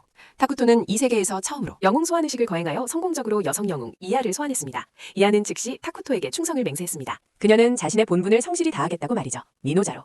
그뿐만이 아니었습니다. 그녀는 매일 밤 쌍둥이 자매를 껴안고 잠이 들었죠. 일라의 품 안에서 아이들은 오랜만에 엄마의 온기를 느꼈습니다. 일라는 미노자에 아주 잘 적응하며 점점 이곳의 삶에 녹아들고 있었습니다. 한편 도자탄에 있는 아타오는 이종족 세력의 공격을 필사적으로 막아내고 있었습니다. 그녀는 순식간에 잔챙이들을 쓸어버렸고 등 뒤에 서 있던 시장은 벌벌 떨며 연신 고개를 숙여 감사를 표했습니다. 시장이 말을 더듬자 아타오는 그에게 먼저 돌아가 쉬라고 무슨 일 있으면 나중에 보고하겠다고 말합니다. 시장은 서둘러 명령을 전하고 성 안으로 돌아갔습니다. 그 후 아타오는 모타 장로와 다른 이들과 함께 성벽 아래에 세운 막사에서 잠시 휴식을 취했습니다. 모타 장로는 아타오의 전투력이 정말 대단하다며 흑종 무리를 상대하는 건 식은 죽 먹기 같다고 칭찬했습니다. 아타오는 문득 배가 자신의 촉수가 문어다리 같다고 했던 말을 떠올립니다. 장로가 아타오의 약탈 스킷 진행 상황이 어떤지 물었습니다. 대답을 들은 그는 매우 기뻐하며 폐하께서도 분명 기뻐하실 거라고 말했습니다. 그의 말을 듣자 아타오는 눈을 반짝이며 돌아가면 그분께 자신을 좀 더 강화해달라고 부탁할 거라고 말합니다. 그때 멀리서 언덕의 거인 한 마리가 그들에게 다가오고 있었습니다. 모타는 상대에게서 마력의 파동이 전혀 느껴지지 않는다고 말했습니다. 아타오는 그가 왜 갑자기 나타났는지 빨리 밝혀내기로 결심합니다. 그녀는 이 싸움을 빨리 끝내고 타쿠토의 곁으로 돌아가고 싶었습니다. 그래서 그녀는 즉시 일어나 멀리 있는 언덕의 거인을 향해 곧장 달려갔습니다. 모타는 아타오가 충분히 상대할 수 있다고 믿고 거인에게 대지 약화 마법을 시전하여 상대의 마력을 대폭 약화시키는 동시에 아타오의 힘을 증폭시켜 주었습니다. 바로 그때 아타오가 높이 뛰어올랐습니다. 자, 죽어라! 거인은 쓰러지더니 갑자기 사라져버렸습니다. 그리고 땅 위에는 수많은 것들이 나타났습니다. 황금 동전이었죠. 아우는 타쿠토에게 상황을 보고하고 모타 역시 이런 일은 처음 겪는다고 말합니다. 타쿠토는 시각 공유를 통해 금화무리를 관찰하고는 용사 탐험류 게임을 떠올립니다. 알고 보니 이건 정통 JRPG 게임에 나오는 몬스터 유형이었죠. 다시 말해 문명을 파괴하고 세계를 정복하는 시초의 한 유형인 겁니다. 같은 시각 북쪽의 한 마을에서는 한 성녀가 병사들을 이끌고 생존자를 찾고 있었습니다. 주변의 많은 마을이 한 마녀에 의해 파괴되었죠. 성녀는 병사들에게 샅샅이 수색하라고 명령합니다. 그때 끔찍한 비명이 울려 퍼지고 성녀의 뒤에 있던 병사들이 모두 살해당합니다. 인생이란 그저 시간 때우기일 뿐이야. 죽고 또 죽고 그러고는 즐겁게 계속 죽는 거지. 붉은 옷을 입은 소녀가 기괴한 말을 하며 갑자기 나타납니다. 그녀의 귀여운 외모는 잔혹한 수법과 극명한 대조를 이룹니다. 성녀는 상대가 바로 마녀 에자키노임을 알아보고는 당혹감을 드러냅니다. 그녀는 에자키노에게 신보를 17번이나 내렸고 매번 희생자가 발생하긴 했어도 결국 신보를 완수했었습니다. 그런데 어째서 상대는 아직 완전히 죽지 않은 걸까요? 에자키노는 자신이 정말로 17번 죽었지만 매번 바로 되살아났을 뿐이라고 답합니다. 성녀는 그 말을 믿지 않고 에자키노에게 몰래 무슨 짓을 꾸미고 있는 거냐고 추궁합니다. 에자키노는 침묵합니다. 성녀는 문득 깨닫습니다. 그녀가 계속 되살아나는 원동력은 분명 그녀의 음모와 직접적인 관련이 있을 거라고 말이죠. 이제 나설 때가 됐군. 성녀는 소환된 좀비들에게 포위됩니다. 그녀가 소리치자 성스러운 지팡이에 불길이 치솟았고 그대로 돌진합니다. 말도 안 돼. 역시 성녀는 엄청나게 강했습니다. 그녀는 다시 한번 에자키노를 쓰러뜨립니다. 그 무렵 도자탄 성문 앞에는 잡다한 병사들이 하나 둘씩 모여들었습니다. 타쿠토는 아오에게 저들이 영웅탐험이라는 이름의 게임에서 왔다고 설명합니다. 정통 RPG 장르의 게임이었죠. 그 게임에서 플레이어는 용사가 되어 동료들과 함께 모험하며 마왕을 무찌르고 세상을 구합니다. 아오는 갑자기 나타난 놈들도 그 게임에서 튀어나온 것이라고 추측했고 타쿠토는 그 말이 맞다고 확인해줍니다. 그는 상대방이 바로 이 게임의 시스템을 악용하고 있다고 덧붙입니다. 일라는 이곳에는 자신과 같은 존재들만 있는 줄 알았는데 마사카 게임에서 튀어나온 다른 유형의 캐릭터까지 나타날 줄은 몰랐다며 놀랍니다. 타쿠토는 성기사 측에서 입수한 정보를 토대로 북쪽에 나타난 마녀 또한 자신이 했던 게임에는 존재하지 않았던 유닛이라고 지적합니다. 일라는 현재 전황이 여전히 우리에게 유리하다고 평가합니다. 타쿠토가 영웅 탐험에 대해 워낙 잘 알고 있었기에 저 인간형 몬스터들을 공략할 핵심 정보를 손에 넣은 셈이었죠. 타쿠토는 즉시 아오에게 대응 방안을 전달했고 이를 들은 아오는 사기가 한껏 올랐습니다. 한편 이 세계로 소환된 마왕의 두 부하는 멀리서 성을 함락시킨 후 물자를 어떻게 나눌지 의논하고 있었습니다. 그들은 자신감이 하늘을 찔렀고 세상이 바뀌었어도 자신들의 마왕님이 여전히 최강의 지배자일 거라고 믿었습니다. 야만인들과 고블린들도 마왕군에게 여전히 충성을 다하고 있었죠. 아크라는 이름의 거구의 남자가 옆에 있는 대머리에게 자신들의 원래 세계에서의 마지막이 어땠는지 물었습니다. 하지만 상대는 대답을 피하며 지금은 마왕님의 임무를 최우선으로 해야 한다고 강조할 뿐이었습니다. 단순한 아크는 고개를 끄덕이며 수긍했습니다. 그는 도끼를 들어올리며 전군의 공격 명령을 내렸습니다. 야만인과 고블린 부대가 마을을 향해 물밀듯이 쳐들어갔습니다. 아크가 대머리에게 자신은 뭘 해야 하냐고 묻자 상대는 그에게 선봉에 설 기회를 줍니다. 신이 난 아크는 기세등등하게 전투에 뛰어들었습니다. 이 팬 녀석이 큰 공을 세웠군. 그가 갈 때까지 기다리자. 그가 떠나자 대머리 녀석은 중얼거렸다. 아직 더 중요한 일이 남았어. 그러고는 조용히 자리를 떴다. 군대가 막 들이닥치려 할 때 그들은 갑자기 일제히 마법력 감소 효과에 걸렸다. 아인과 고블린들이 고통에 몸부림치는 반면 우리 마족 진영은 오히려 더욱 강해졌다. 그는 시전자가 분명 마도사일 것이라 추측했고 한 부하가 조심스럽게 영웅일 가능성을 제기했다. 그는 닥치라고 소리쳤다. 바로 그때 아토의 목소리가 울려 퍼졌다. 영웅이라고? 너희들은 정말 순진하구나. 아오크는 분노에 차 으르렁거리며 상대의 정체를 물었다. 아토는 전혀 동요하지 않고 자신이 바로 4천왕 중 한 명이라고 밝혔다. 그리고는 침착하게 자신의 목적은 너희 모두를 이곳에서 죽이는 것이라고 선언했다. 성벽 위에서는 시장이 병사들에게 활을 쏘라고 외치는 동시에 주민들을 성 북쪽으로 대피시켰다. 예비 방어 계획도 이미 준비가 끝난 상태였다. 무타가 그의 곁으로 다가와 그렇게까지 긴장할 필요는 없다고 말했다. 그는 자신들이 여기 있는 한 성을 반드시 지켜낼 수 있다고 장담했다. 하지만 시장은 적의 수가 너무 많아 여전히 낙관하지 못했다. 현재 전력으로는 그들을 물리치기 매우 어려웠다. 바로 그때 멀리서 들려오는 폭발음과 끔찍한 비명소리가 그들의 논쟁을 가로막았다. 시장은 먼 곳을 돌아보자 검은 연기 기둥이 피어오르는 것이 보였다. 아우라가 손을 쓴 것이 분명했다. 무타는 자랑스럽게 말했다. 아우라는 미노자가 가장 자랑스러워하는 영웅이며 그녀가 전장에 있는 한승리는 반드시 우리의 것이라고. 그는 덧붙여 말했다. 아토가 반드시 적의 주장을 제압할 것이라고. 일단 그들이 지휘관을 잃으면 그저 오합지졸에 불과할 것이다. 우리 병력으로 충분히 박살낼 수 있다. 그럼에도 시장은 여전히 믿기 어렵다는 표정이었다. 아우라는 방금 아크와 한합 겨뤘는데 그는 전혀 그녀의 상대가 되지 못했다. 부하들은 금으로 변해 쨍그랑 소리를 내며 떨어졌습니다. 아우는 상황이 정말 타쿠토가 말한 대로라는 걸 깨달았죠. 적들은 대부분 소규모 파티 단위로 활동하지만 타쿠토가 했던 게임은 군대급 작전을 시뮬레이션하는 것이라 공격과 유닛 모두 군 전체의 국면을 겨냥했습니다. 바로 그 차이점 덕분에 아우는 우위를 점할 수 있었죠. 전투에서 절대적인 우위를요. 상대의 진영이 아무리 커도 위협을 가하기는 어려웠습니다. 아이는 자신이 상대가 안 된다는 걸 알고는 아우를 마도를 닦는 자로 착각하고 왜 마왕에게 복종하지 않냐고 물었습니다. 그러면서 그녀에게 세계 정복 계획에 동참하여 인류를 없애고 순수한 마족의 국가를 세우자고 제안했죠. 아우는 대답했습니다. 지금은 쿠어쿠 언니 일만으로도 눈코 뜰 새 없이 바빠서 그런 뜬구름 잡는 소리에 신경 쓸 겨를이 없어. 아이는 그녀가 무슨 말을 하는지 전혀 이해하지 못하는 듯했습니다. 아우는 그가 게임 속 중간 보스 정도일 거라고 짐작했죠. 아이는 들으면 들을수록 이해할 수 없었습니다. 아우는 빙그레 웃으며 넌지시 말했습니다. 예로부터 너 같은 놈들은 용사에게 셀 수 없이 패배했었지. 아이는 문득 자신의 시스템 기억을 떠올렸습니다. 수치심에 분노가 치밀어 아우를 향해 소리쳤습니다. 입만 살았군. 동시에 도끼를 맹렬하게 내리쳤습니다. 그렇게 계속 얻어맞기만 하니 기분이 어때? 아니, 또 덤빌 용기는 있고? 아이는 아우의 도발에 완전히 격분했습니다. 아우는 여유롭게 기다리다가 반격했죠. 그렇게 궁뚱 공격으로 어떻게 맞추겠다는 거야? 그게 가능할 리가 없잖아. 그리고 순식간에 아우는 무릎을 꿇었지만 바로 그 순간 눈을 번쩍 떴습니다. 죽어라! 그런데도 쓰러뜨리지 못했다고? 아이의 몸은 사라지고 땅에는 금화가 흩뿌려졌습니다. 아우는 방금 전투에서 공격을 당한 것 때문에 약간 언짢았죠. 그건 상대를 일시적으로 마비시키는 필중기였습니다. 하지만 그녀는 이 새로운 힘을 금방 흡수했고 더 이상 방금 전의 상처에 신경 쓰지 않았습니다. 그녀는 상대가 자신만의 규칙에 따라 행동한다는 걸 깨달았습니다. 이제부터는 더욱 신중하게 대응해야만 했죠. 상황을 막 수습했는데 그 대머리 녀석이 군대를 이끌고 니노자에 갑자기 나타났다는 소식이 들려옵니다. 니노자가 과연 이 기습을 막아낼 수 있을지 모든 것은 아직 알 수 없습니다. 한편 아우는 A씨를 쓰러뜨리는 데 성공했지만 자신도 부상을 입었기에 마음속엔 기쁨이 조금도 없었습니다. 다행히 그녀는 상대방의 스킬을 얻게 되었죠. 감정을 추스른 그녀는 즉시 타쿠토에게 상황을 보고합니다. 바로 그때 그는 시야 공유를 통해 그 대머리 녀석이 군대를 이끌고 미노자에 갑자기 나타난 것을 발견합니다. 한 병사가 허둥지둥 왕궁으로 달려와 타쿠토에게 군사 상황을 보고하는데요. 타쿠토는 침착하게 자신은 이 상황을 파악하고 있었다고 말합니다. 옆에 있던 야가 설명했죠. 폐하께선 영진의 모든 일을 파악하는 능력이 있으셔서 이미 키아를 보내 조치를 취하셨습니다. 그녀는 병사에게 자리로 돌아가라고 명했고 병사는 명을 받고 물러났습니다. 쌍둥이 자매가 야이의 품에 파고들자 그녀는 다정하게 자신과 폐하께서 반드시 두 사람을 지켜줄 것이라며 안심시켰습니다. 하지만 타쿠토는 감히 미노자를 공격한 자가 있다는 사실에 극도로 불쾌했죠. 일라는 적군의 수장이 아마도 마왕일 것이며 타쿠토와 같은 플레이어일 가능성도 있다고 추측합니다.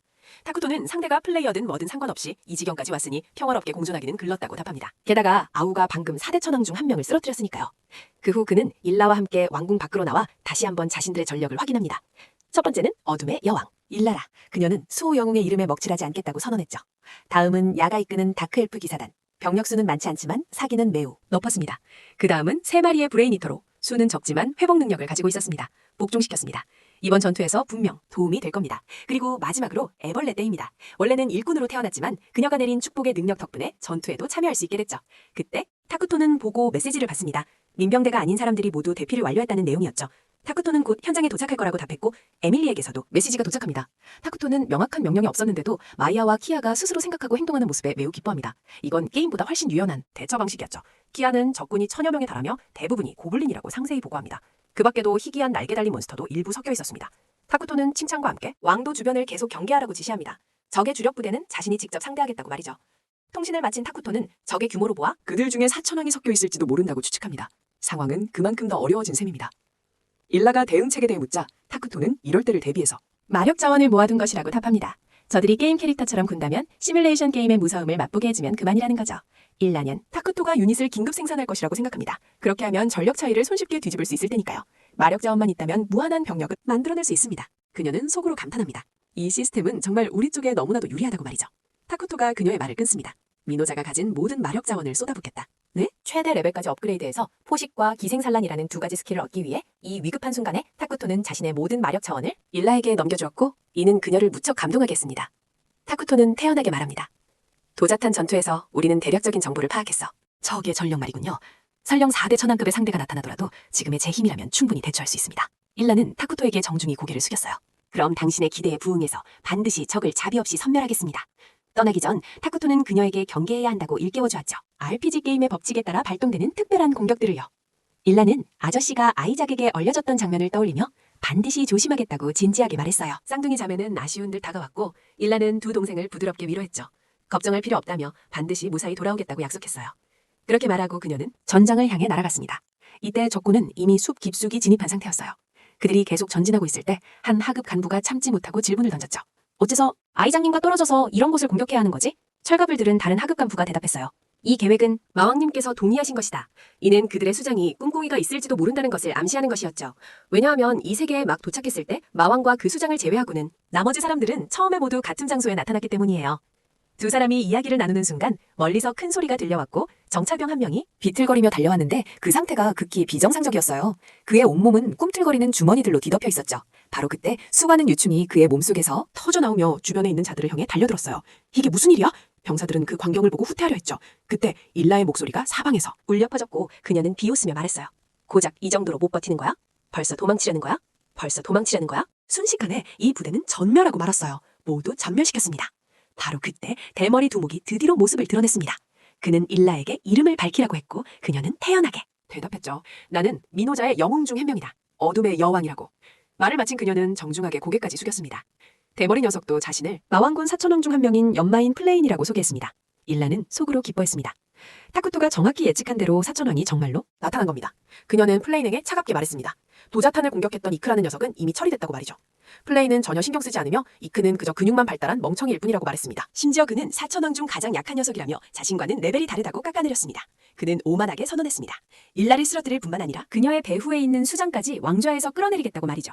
플레인은 도발적인 말을 던졌습니다. 한바탕 입씨름을 벌인 후 그는 강력한 공격을 날렸습니다. 한편 타쿠토는 방 안에서 바깥 상황을 분석하고 있었습니다. 현재 일라는 플레인과 치열하게 교전 중입니다. 그의 머릿속에서는 시뮬레이션 게임 캐릭터와 RPG 게임 캐릭터가 맞붙으면 시뮬레이션 게임 쪽이 압도적으로 우세할 것이라는 계산이 섰죠. 일라가 상대를 이기는 건 시간 문제일 뿐입니다. 유충들은 대결계 안에서 순찰하며 끊임없이 침입자들을 물리치고 있습니다. 카지아의 기사단 역시 왕도 주변에 빽빽하게 방어선을 구축했습니다. 유우는 피나논 다크엘프들을 돌보고 있고 브레인 이터들은 근처에서 조용히 명령을 기다리고 있습니다. 모든 배치는 순조롭고 질서정연하게 진행되는 듯 보였습니다. 하지만 타쿠토의 마음속에는 한 줄기 불안감이 피어올랐습니다. 어딘가 한 군데에 문제가 있는 것 같은 느낌이 들었죠. 그는 물어보았습니다. 쌍둥이 자매는 뭔가 이상한 점을 눈치챘을까요? 둘 다 고개를 저으며 아무런 이상도 느끼지 못했다고 말합니다. 너만 부하가 있는 건 좀 불공평하지 않나? 말이 끝나기 무섭게 플러마 이누는 수많은 부하를 소환해냅니다. 일라는 내심 경악했습니다. 상대가 자원을 소모하지 않고 소환을 하다니 이건 완전 사기잖아요. 그녀가 따지려고 입을 여는 순간 상대가 갑자기 날린 화염구에 말이 끊기고 맙니다. 그와 동시에 소환된 병사들도 그녀를 향해 우르르 몰려들었죠. 하지만 일라는 전혀 당황하지 않고 한쪽 발을 땅에 강하게 내디뎠습니다. 그러자 순식간에 거인의 몸 위로 꿈틀거리는 수많은 주머니가 돋아났습니다. 곧이어 그 안에서 유충들이 맹렬하게 터져나왔죠.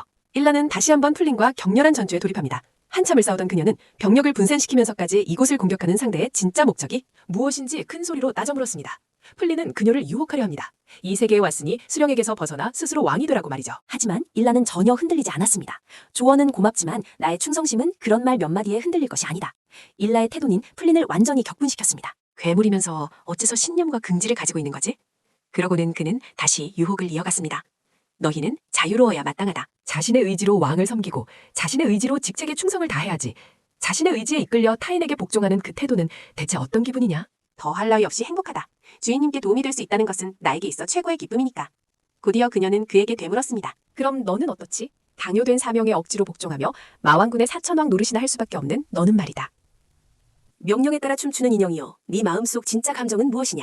전곡을 찔린 포르마는 이를 갈며 대답했다. 최악이라고. 그는 계속 소리치며 오직 그들을 모두 죽여야만 자신이 자유라는 것을 얻을 수 있다고 선언했다. 먼지가 되어라. 그래, 하지만 일라는 공격 속에서 아무렇지 않게 걸어나왔다. 포르마는 믿을 수 없다는 듯 이성을 잃은 것처럼 계속해서 맹렬히 공격했지만 일라는 가볍게 모든 공격을 하나하나 피했다. 마침내 그의 에너지가 고갈되자 공격도 멈췄다. 일라는 드디어 반격을 시작했다. 마지막으로 이것은 나의 주인님께서 전하는 메시지다. 그분께선 네가 우리를 너무 얕봤다고 하셨다. 죽기 직전 그는 마왕이 자신에게 했던 말을 떠올렸다. 이 세계를 바치기만 하면 자유를 되찾을 수 있다고. 하지만 결국 그는 실패했다. 그 후 일라는 마무리 일격을 날렸다. 타쿠토는 칸에게 그녀가 아주 훌륭하게 해냈다는 메시지를 보냈다. 일라는 이번 전투 후에 자신의 레벨이 또다시 올랐고 곧 새로운 스킬을 얻게 될 것이라고 답했다. 바로 그때 갑자기 통신이 끊겼다. 일라가 고개를 돌리자 쌍둥이 자매가 다시 전장에 나타난 것을 발견했다. 둘 다 방금 전까지 분명히 타쿠토와 함께 있었다며 어리둥절해했다. 일라는 즉시 타쿠토에게 무슨 일이 생겼을지도 모른다고 깨닫고 그녀는 유충들에게 두 소녀를 보호하라고 명령하고 자신은 구출하러 갈 준비를 했다. 한편 이미 죽었던 포르만의 얼굴에 기묘한 미소가 떠올랐다. 타쿠토는 대체 어떤 위험에 처한 것일까? 일라와 타쿠토 사이의 연락이 갑자기 끊겼다. 그녀가 고개를 돌리자 쌍둥이 자매는 어느샌가 전투의 한가운데에 있었습니다. 두 소녀 역시 어리둥절하며 방금 전까지만 해도 분명 타쿠토와 함께 있었다고 말했죠. 이때 방에 있던 타쿠토도 자매가 사라진 것을 알아차립니다. 그는 머릿속으로 계속 두 소녀의 이름을 불렀지만 어떤 응답도 받지 못했습니다. 이른 유충대에게 두 자매를 보호하라고 명령합니다. 하지만 그것들이 두 아이 주위로 모여들자마자 정체불명의 힘에 의해 산산조각 나고 말았죠. 그녀는 뇌를 먹는 괴물들을 불러 지원을 요청하는 동시에 타쿠토를 다시 한번 불러봅니다. 여전히 응답이 없자 상황은 다급해졌고 그녀는 서둘러 자매를 껴안고 전장에서 날아오르지만 얄궂게도 다시 원래 출발점으로 돌아오고 맙니다. 그리고 이때 땅바닥에는 상반신만 남은 플린이 오만한 웃음소리를 내고 있었습니다. 이리 달려들어 한 번 더 찔렀지만 그는 여전히 죽지 않았죠. 직후 그녀는 플린의 머리를 정통으로 노려 찔렀지만 또다시 정체불명의 힘에 가로막혔습니다. 알고 보니 이것은 JBG 게임의 규칙으로 이벤트 진행을 보장하기 위해 자동으로 방어 시스템이 활성화된 것이었죠. 같은 시각 타쿠토 역시 시스템으로부터 플러메인 관련 이벤트 알림을 받습니다. 그는 모든 일이 게임의 메커니즘과 밀접하게 관련되어 있으며 자신 또한 비슷한 암울한 상황을 겪고 있다는 것을 깨닫습니다. 네가 이겼다고 생각하는 거지? 안 그래 엄마? 일은 다정하게 자매를 위로하며 반드시 플러메인을 물리치겠다고 약속합니다. 플린이 비웃는 목소리로 말합니다. 참으로 감동적인 광경이로군. 일은 다시 한번 공격을 시도하지만 그에게 어떤 상처도 입힐 수 없다는 것을 깨닫습니다. 그 직후 그녀는 갑자기 보이지 않는 힘에 온몸이 묶여 꼼짝할 수 없게 됩니다. 플린은 혼잣말을 중얼거리며 자신은 그러지 않을 거라고 말합니다. 그 어리석은 죽음을 한 번 더 반복하게 된 것이다. 바로 그때 조종당하는 쌍둥이 자매가 그를 향해 걸어왔다. 이러는 필사적으로 두 아이를 자기 뒤로 끌어당기려 했지만 온몸이 단단히 묶여있어 속수무책이었다. 적은 거만하게 선포했다. 이라에게 두 아이의 죽음을 똑똑히 지켜보게 만들겠다고. 이라는 태어나서 처음 써보는 힘까지 짜내 속박에서 벗어나려 했지만 소용없었다. 위급한 순간 그녀는 심지어 스스로에게 상처를 입혀서라도 어떻게든 벗어나려 했었다. 플레이는 그 모습을 보고 비웃었다. 저놈들은 하나같이 멍청한 놈들이라 의지만으로 뭐든지 할 수 있다고 생각하는 모양이었다. 생명이 다하는 마지막 순간 플레이는 온 힘을 다해 외쳤다. 세계를 정복하면 자유를 얻을 수 있다고? 감히 나와 마왕을 속이다니. 명백히 너희들은 우리에게 자유를 줄 생각이 처음부터 없었던 게다. 그러고는 미친 듯이 소리쳤다. 타쿠토도 마찬가지야. 그 녀석도 그저 보스 하나 쓰러뜨리고 나면 어떤 새 장비를 살지나 계산하고 있겠지. 안 그런가? 자신은 전력을 다해 타쿠토를 노릴 것이며 그놈이 소중히 여기는 모든 사람을 바로 이곳에서 죽여버리겠다고. 말이 끝나자마자 일하는 쌍둥이의 이름을 크게 외쳤다. 마야! 가야! 엄마가! 붉디 붉은 버섯구름이 하늘 높이 치솟았다. 시간은 그 전날 밤으로 거슬러 올라간다. 쌍둥이 자매는 아주 커다란 나무 위로 올라갔다. 그곳에서는 나라의 전경이 한눈에 들어왔다. 타쿠토가 두 아이에게 말했다. 내 나라는 너희들의 나라이기도 해. 마이아가 두 팔을 번쩍 들며 환호했다. 모두의 나라구나. 드디어 우리도 고향이 생겼어. 마이아가 말을 이었다. 이라 엄마도 있고요. 바로 그때 부드러운 밤바람이 살며시 불어왔고 달빛이 서서히 내려와 온 세상을 비추었다. 왕국. 마리아는 고개를 들어 하늘의 달을 바라보며 감탄하지 않을 수 없었습니다. 오늘 밤 달이 참 아름답네요. 소녀는 유우에게 말했습니다. 타쿠토가 오늘 밤 달이 참 아름답다는 건 사랑한다는 뜻이라고 했어요. 카지아는 이런 표현은 처음 들어본다고 했습니다. 폐하께서는 정말 박식하고 다정한 분이시군요. 두 자매는 손을 꼭 잡고 밤하늘의 달을 함께 바라보며 마음속 사랑을 표현하기 위해 오늘 밤 달이 참 아름답네요 라고 다짐하기 되뇌었습니다. 두 사람은 다음 보름달이 뜰 때 어머니도 이곳에 모시고 와서 이 말의 의미를 알려주자고 약속했습니다. 다시 현재로 돌아와 끔찍한 폭발이 일어난 후 두 자매는 기적적으로 살아남았습니다. 아이들이 천천히 눈을 뜨자 가장 먼저 시야에 들어온 것은 자신들의 몸 위에서 천천히 몸을 일으키는 한 형체, 바로 온전치 못한 모습의 일리였습니다. 초록색 피가 그녀의 온 몸에서 흘러내렸고 몸은 산산조각 나 있었습니다. 두 자매는 비명을 지르며 절망 속에서 울부짖었습니다. 안 돼. 알고 보니 마지막 순간 일리가 사슬을 끊고 자신의 몸으로 두 소녀를 감쌌던 것입니다. 그녀는 힘없이 두 아이에게 다친 곳은 없는지 물었습니다. 두 자매는 울면서 그녀를 꼭 껴안았지만 통신회선은 여전히 끊긴 상태였습니다. 일리는 조용히 고개를 저으며 자신을 치료할 필요가 없다는 뜻을 전했습니다. 그녀는 두 자매에게 지금부터 자신이 하는 말을 잘 들으라고 했습니다. 말이 채 끝나기도 전에 그녀의 팔 한쪽이 갑자기 부러져 바닥으로 떨어졌습니다. 두 자매는 그녀를 더욱 세게 껴안으며 자신들이 불길에서 사랑하는 사람들이 차례차례 떠나가는 것이 아니냐며 흐느꼈습니다. 일리는 두 아이가 자책하지 못하게 막으며 약하지만 단호한 목소리로 말했습니다. 너희들 잘못이 아니야. 그저 내가 충분히 강하지 못했을 뿐이야. 마이아는 오열하며 말했습니다. 같이 죽고 싶어요. 엄마, 저희는 더 이상 소중한 사람을 잃는 고통을 견딜 수 없어요.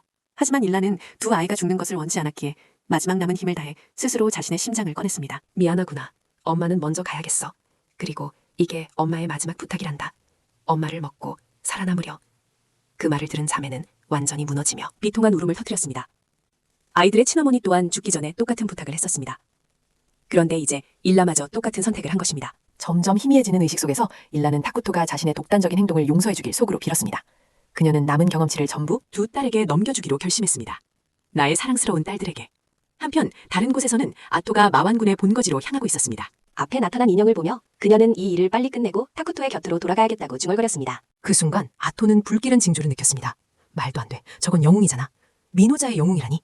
땅에 엎드린 장로는 그녀에게 제발 노여움을 거두어달라고 애원했습니다. 한바탕 분노를 쏟아낸 아토는 마지못해 분노를 억눌렀습니다.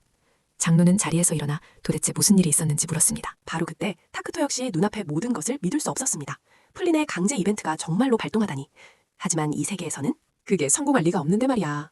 바로 그 순간 시스템은 어둠의 여왕 일라가 파괴되어 소멸했다는 메시지를 띄웠습니다. 타쿠토는 얼굴에서 핏기가 사라지더니 그대로 바닥에 주저앉고 말았습니다. 쌍둥이 자매는 일라의 힘을 계승하여 새로운 영웅이 되었습니다. 하지만 시스템은 계속해서 오류를 보고하며 데이터가 대상 설정에 뭔가 이상한 점이 있는지 마침내 왕위 계승 스킬이 발동되었습니다. 두 소녀는 성공적으로 영웅 속성을 계승했죠. 통신이 복구되자마자 타쿠토는 즉시 아토에게 연락하여 일라가 패배했으며 사망 이벤트에 휘말린 것 같다고 비통하게 전했습니다. 아토는 분노하며 사천왕의 지시 내고 추궁했죠. 그녀는 자신이 제때 보고하지 않아 큰 화를 불렀다며 후회했습니다. 그러고는 즉시 돌아가겠다고 했죠. 타쿠토는 그녀를 불러세워 쌍둥이 자매가 남쪽으로 향했다고 알렸습니다. 복수할 생각으로 적의 본거지로 향했다는 것이죠. 타쿠토는 일라가 왕위 계승을 통해 두 소녀가 영웅 속상을 얻게 해줬다고 설명했습니다. 그는 지금 더 이상 영웅 유닛을 잃을 수는 없다고 강조했죠. 원격으로 두 자매에게 명령을 내릴 수 없기에 그는 아토에게 즉시 가서 두 사람을 데려오라고 명령했습니다. 아토는 타쿠토에게 게임 시스템이 여전히 거대한 위협임을 상기시키며 자신은 남아서 그를 지키고 싶다고 했죠. 하지만 타쿠토는 단호하게 임무를 수행하라고 요구했습니다.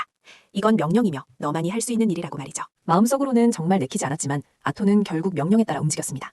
통화를 마친 후 그녀는 장로에게 사람들을 이끌고 왕도로 돌아가라고 지시하고 자신은 홀로 남쪽으로 향했습니다. 타쿠토님, 영진의 잔당소탕이 거의 끝났습니다. 이 기세를 몰아 진격해야 할지 지시를 내려주십시오. 그녀는 또한 주민 대피는 내일 아침까지 계속될 것이며 그 후 파손된 건물들의 수리를 시작할 것이라고 보고했습니다.